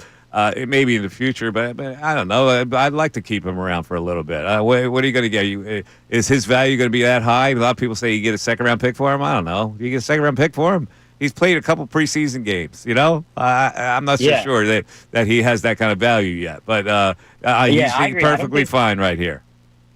Yeah, I agree. I don't think he's at that second-round pick yet, but you never know what can happen. And, when teams are desperate for a quarterback, they're obviously willing to overpay. I hear you. So we'll see. Talk to me about Darius Cooper. It's my man. Yeah. I've been talking about him all day. I love it. He's got crazy legs. He's got crazy legs and good hands. Yeah, I really hope they keep him around and get him on the roster because, this is a talented rookie. And if we let him go, it's going to end up being a mistake. I agree. Josh had some good views there. So nice job by Josh.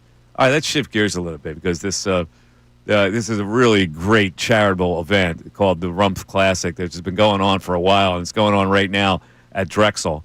And we have the co-founder of this, Mike Morak, on the line right now. Mike, how you doing? Thanks for joining us, and tell us a little bit about the origin of the Danny Rump Classic. I appreciate you having me, Mike.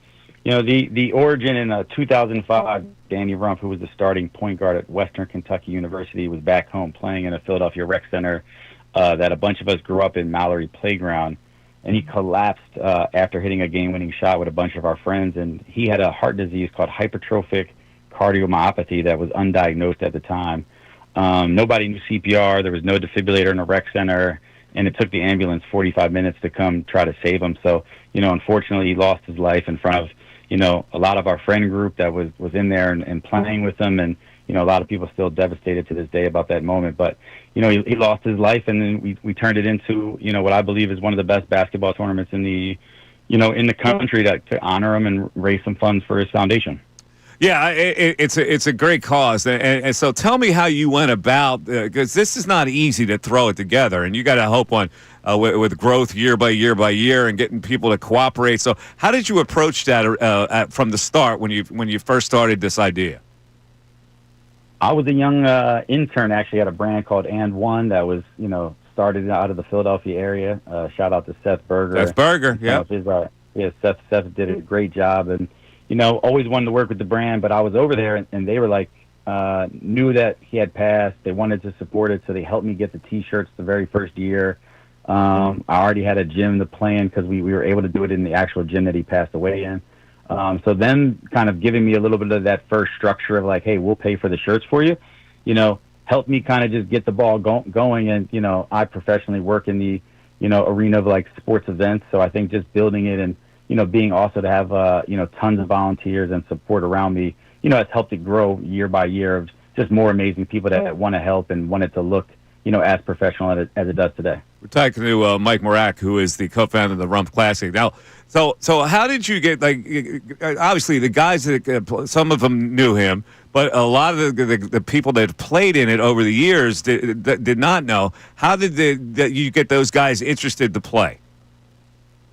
I think it's a testament to Philadelphia summer basketball energy, right? We curate, it's a charity event, but it is, 8 teams competing at a very high level to be a champion and represent Philadelphia and have bragging rights.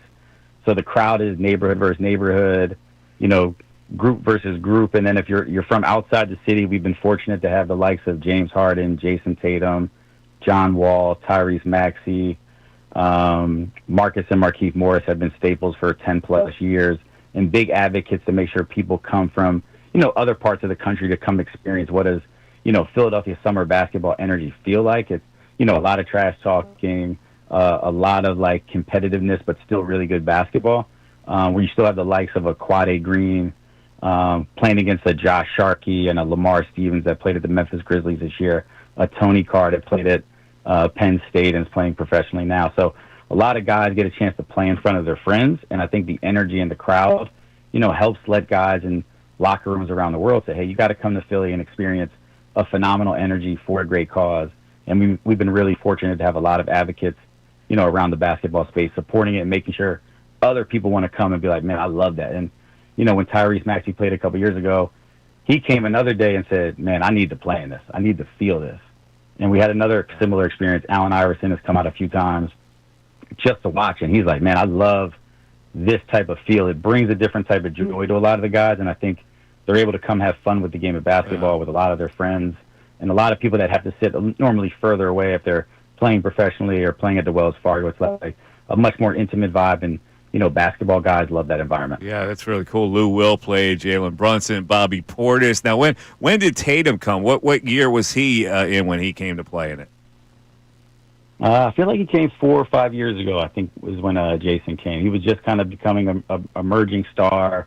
One of his best friends at Duke is a gentleman named Emil Jefferson, who's also a coach on the Boston Celtics now. Emil was like, hey, you got to come, experience this. He had a really good relationship with Marcus Morris as well. And he said, man, Marcus said, you got to come, and this is a different type of energy, and it's a great, platform to build a little bit of your star power as, kids these days are looking about, like, what are you doing and how are you bringing that energy? And, Jalen Brunson was the same way. Like, Jalen has played a few different times as well. Just want to come out and look for that different energy of basketball outside of the, the structure of the NBA. Now, Mike, how do you raise funds? There's an admission price to see the games, right? Is that where else is your revenue source if they go to the charities? The city of Philadelphia is really supportive of the Danny Rump Foundation. We also have, different sponsors that support the event that help kind of 100% fund the cause. So we also sell merchandise at the event. We have an extensive short collection, T-shirts, and other items just to make sure that we're able to, raise a little bit of funds during these 5 days to carry on the foundation work throughout the course of the year. Very cool. It's going on right now, so tell people, give me an idea of the schedule so people can get out there to Drexel. We've got some really good games tonight, starting at 6 p.m., the actual Danny Rump Center, led by Sammy Givens that played at Drexel University versus a Rec 6 team coached by Scoop Jardine. They've got Quade Green on the team, as well as a team named LOE, which is a representation of Lamar Stevens, playing a team named TBB, who's led by the Brooklyn Nets, Tyrese Martin. So there's some really, really good games in store. So it'll be 4 games tonight, 6, 7, 8, and 9. And then throughout the weekend, we've got our Women's Pro Division starting tomorrow at 2 p.m., and we've got some phenomenal local female players that are going to participate. And we'll roll until Monday night championship game. So all information can be found on the Instagram page at Rump Classic for the up-to-date schedules and scores and highlights. So hopefully everybody can come out and tune in online so you can see some of the highlights and get a feel for what the Rump Classic is and what it represents. His name is Mike Marak. He's the co-founder of the Rump Classic. Mike, best wishes to you. It's a tremendous venture. You're to be commended for your dedication to this, you and your partners, and keep it going, bud, all right? Thanks a lot, Mike. I appreciate you guys taking the time. All right, there he is, Mike Marak of the Rump Classic. And, yeah, I've heard of this before, and I didn't realize that Harden had played in it, and Jason Tatum came, and Emil Jefferson, who went to Friends Central, played with him at Duke. John Wall, Lou Will. Lou Will must have been hell in these games. Lou Will was probably one of the guys that probably kills games like this. I've had the pleasure of being able to go over some of the old footage from some of these old games where the stars came in. It's so cool. Yeah. Like, it's a really cool atmosphere to see. And I've been now the last 3 or 4 years down there with them. And I mean, it's just tremendous energy. Last year when AI came in Saturday night, like, it felt like the entire eyes of the building were like watching him watch basketball. And then he was watching, and that was the game I mentioned earlier. Bones Highland goes for 50, and Bones growing up being a big, wow, Allen Iverson, like seeing him like celebrate the fact he's doing that in front of Allen Iverson. It's a really, really cool basketball event. Yeah, Maurice Spates, 2 R's, 2 E's, played in this game. It's a lot of fun. It makes for a fun weekend. Tyrese Maxey was there one year. That's very cool. All right, 610-632-0975. We're coming down the home stretch. We'd love to hear from you, your opinion on what you saw, Eagles' impressions last night as they beat the Bengals, but a couple of spots. We have to talk about it. Mike Missanelli Show continues. Philadelphia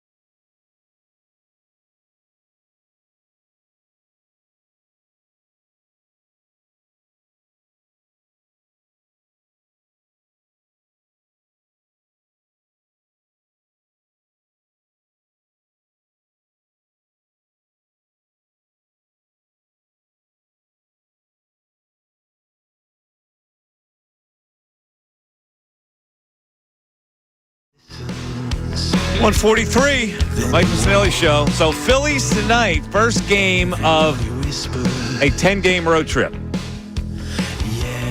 It'll take them to Texas, to Cincinnati, and then to Washington for 4 games. With the Rangers tonight, Merrill Kelly, newly acquired right-hander from the Arizona Diamondbacks, goes for the Texas Rangers against Christopher Sanchez and the Phillies. The Phillies in this game in Texas against Merrill Kelly with Sanchez minus 130, Ray. They're favored. They never win in Texas, Mike. They never win in Texas. Why are they favored? I don't know. Isn't it telling you something? Tell me something. Tell me I should be excited for tonight. Find that they might win in Texas. The Phillies have a 53.3% chance to win, according to ESPN Analytics. I don't know how they figure that out. I give them a 67% chance of winning tonight, Mike. So you like it. You like them. I'm in. First time since 2014. You know, that line tells me I should bet them. The Rangers have won. Well, they just lost to the Yankees, 3-2. But they shut them out the day before, and they beat them in 10 on a walk-off homer, I think, a couple nights ago. That's what led to the Mad Dog meltdown, That's right? correct. Yeah. Yes, the Mad Dog meltdown with Booney. The most recent, I should say, the most recent Mad Dog meltdown, because correct. It's more of a commonplace thing. Yeah. All right, Trey Turner has come back to a little bit after that disastrous slump. Hopefully, he's still seeing the ball well. Adolis Garcia with 16 home runs, 63 RBIs for the Rangers. They held on to him at the trade deadline because they're in a playoff spot right now. That's right, because the Yankees are behind everybody. That's right. Rangers. Uh-huh.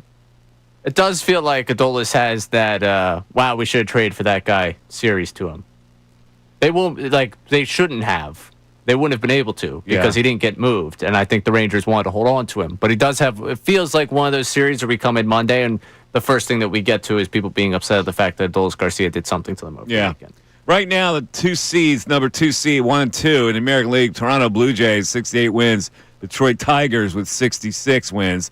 The Houston Astros lead the other division. They'll be the 3rd seed. And then the wild card right now, the Boston Red Sox are in the 4th slot. The Yankees the Mariners are in the 2nd slot, and the Yankees do have that last spot right now. Texas, 1 game behind the Yankees. Must win for the Rangers tonight. Must win. Must win to keep pace with the Yanks. Backs against the wall for this team. Backs against the wall. They need this win tonight. It's an interesting dynamic, but I'm still betting the Phillies. Hey, wait, listen, minus 130 in this game. I'll do it right now. Oh, let's go to the text board while I put this bet in. All right, let's go to the text board. We got some people chiming in. Our caller earlier talked about going to all 30 stadiums. Ann from St. Pete. Petco is the best. I live in St. Pete, 2 miles from the Trop, and it was an awful stadium, and they're rebuilding it, but I'm pretty sure the new owner is going to be moving the team to Tampa, where they should be. Yeah, I was at the Trop. I covered the NCAA tournament at the Trop as well. Really? Yeah. We got someone asking for my advice on Nats Park. Ray, me and my buddies were going to D.C. next week for the Phillies. We read the tailgating scene is not a thing down there. Your thoughts? I would not tailgate down there. That is not, I don't think that's really the thing down there. They have a lot of bars outside of the ballpark down there. It's, I guess they call it the Navy Yard, I think is the name of that neighborhood down there. Yeah. Make full use of all the bars in that area. That would be my advice to you. The tailgating scene there is not that. The bar scene down there is that. Especially down by the water. The bars down by the water, good time. Would recommend to a friend. Okay. So that's the best I could do for you. All right. So helping you out with that. What else do we have on our text board today? Jeff from Tom's River, Hard Knocks has lost its luster. So agreeing Hard with you. Knocks has lost its luster. Has lost its luster. Yeah, well. I don't know. The Bills are an interesting story, so I'm going to hang in there with it. I mean, I think I'm waiting if I for find the time, I'll sit and watch it. The Josh Allen, you have to get into the Josh Allen and Haley Steinberg or whatever. Is that what her name is? The actress Haley Steinberg, I think is. Yeah, Haley Steinberg. You got to get into that celebrity couple a little bit, don't you? Sure, yeah. Josh Allen comes off, the first episode, he comes off really likable. He seems like a likable. If he was our quarterback, I think I would be obviously pro the talent of him, but I think I'd be personality-wise, I'd be like, yeah, it seems like that guy. Now, he's walking around with the owner, Terry Pegula. Then they're looking at the new stadium. Pegula's telling him what this feature is going to be, what this locker room is going to look like, the whole bit. And he calls him Mr. Pegula. Now, and I was surprised that Terry Pegula didn't go, yeah, yo, Josh, I'm Terry. How many MVPs you got to win before you can call the owner by his? I don't know. I guess they call him Mr. Laurie, right? Yeah, Mr. Middleton. They call him Mr. Middleton. Yeah. I don't know. I'm thinking if I'm the owner, I'd go, you don't have to call me Mister. Oh yeah, no, I would. You want to be called Mister? No, I wouldn't want to be called Mister. I would be, please, just call me Ray. Now, when I taught school, I didn't mind a Mister. You didn't? Well, I didn't want people calling me by my first name. I thought it was a little disrespectful. You were a professor, right? Yeah, they called me. I said, you can call me Professor, or you can call me Mr. Missanelli. Professor Miss? Why? That would be okay. All right. Yeah, that would be okay. But I had to have command of the room, right? You know what I'm saying? Like, you couldn't go like overly casual chummy. Because right. At that point, they're not going to think you're in a position of authority trying to teach them anything. Yeah, you cease all control of the room to them if you just make it over the Correct. chummy. Yeah. Which I understand. I think that the line is different, though. I always felt college, I was much more chummy, I guess, with the professors than I ever was. I had to get tough with my students. I threw them all out of class once. Really? Yep. Why? Well, because I was trying to, the only thing I required is, I didn't really give them a lot of homework. They had to read cases. Like, they had sports law cases. You had to read it. Now, it's difficult to read a case, and I just wanted them to attempt it, to just get the kernel of what the case is about. So I would assign, this is what you're for tomorrow, for the next class, be prepared and read so-and-so case. So I came in one day, and I go, okay, I look at my seating chart. I go, all right, Mr. Smith, tell us about the case. And he looked at me like with three heads. And I go, I was waiting, and he's looking down. I go, you didn't read it, did you? He goes, no. I go, all right, let me call. And I called on somebody else. Same response. Didn't read it. Third person, a girl. She didn't read it either. I said, all right, get out. And he looked at me and I go, no, seriously, get out.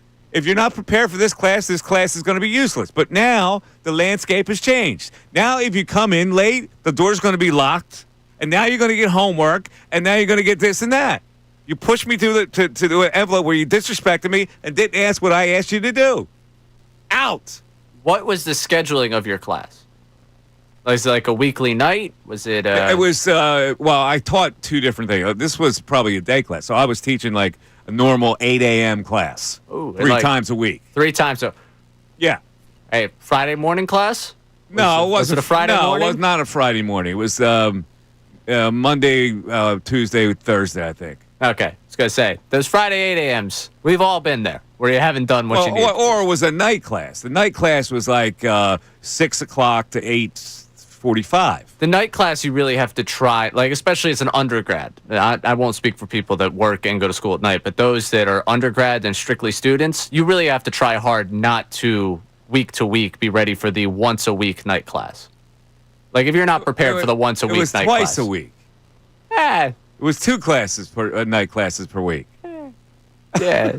What are you talking about? Are you letting these students off the hook? No, I'm saying you got a lot of time in the day. Like I always thought the morning class was the one that was tough to be ready for because more than likely I'm distracted at night. Yeah. Well, any event. Everybody have a great weekend. Stay tuned. Unfiltered is next. Thanks everybody for your comments and questions and attention. Have a great weekend, and we'll talk to you Monday. Bye-bye. Now on 97.5 The Fanatics.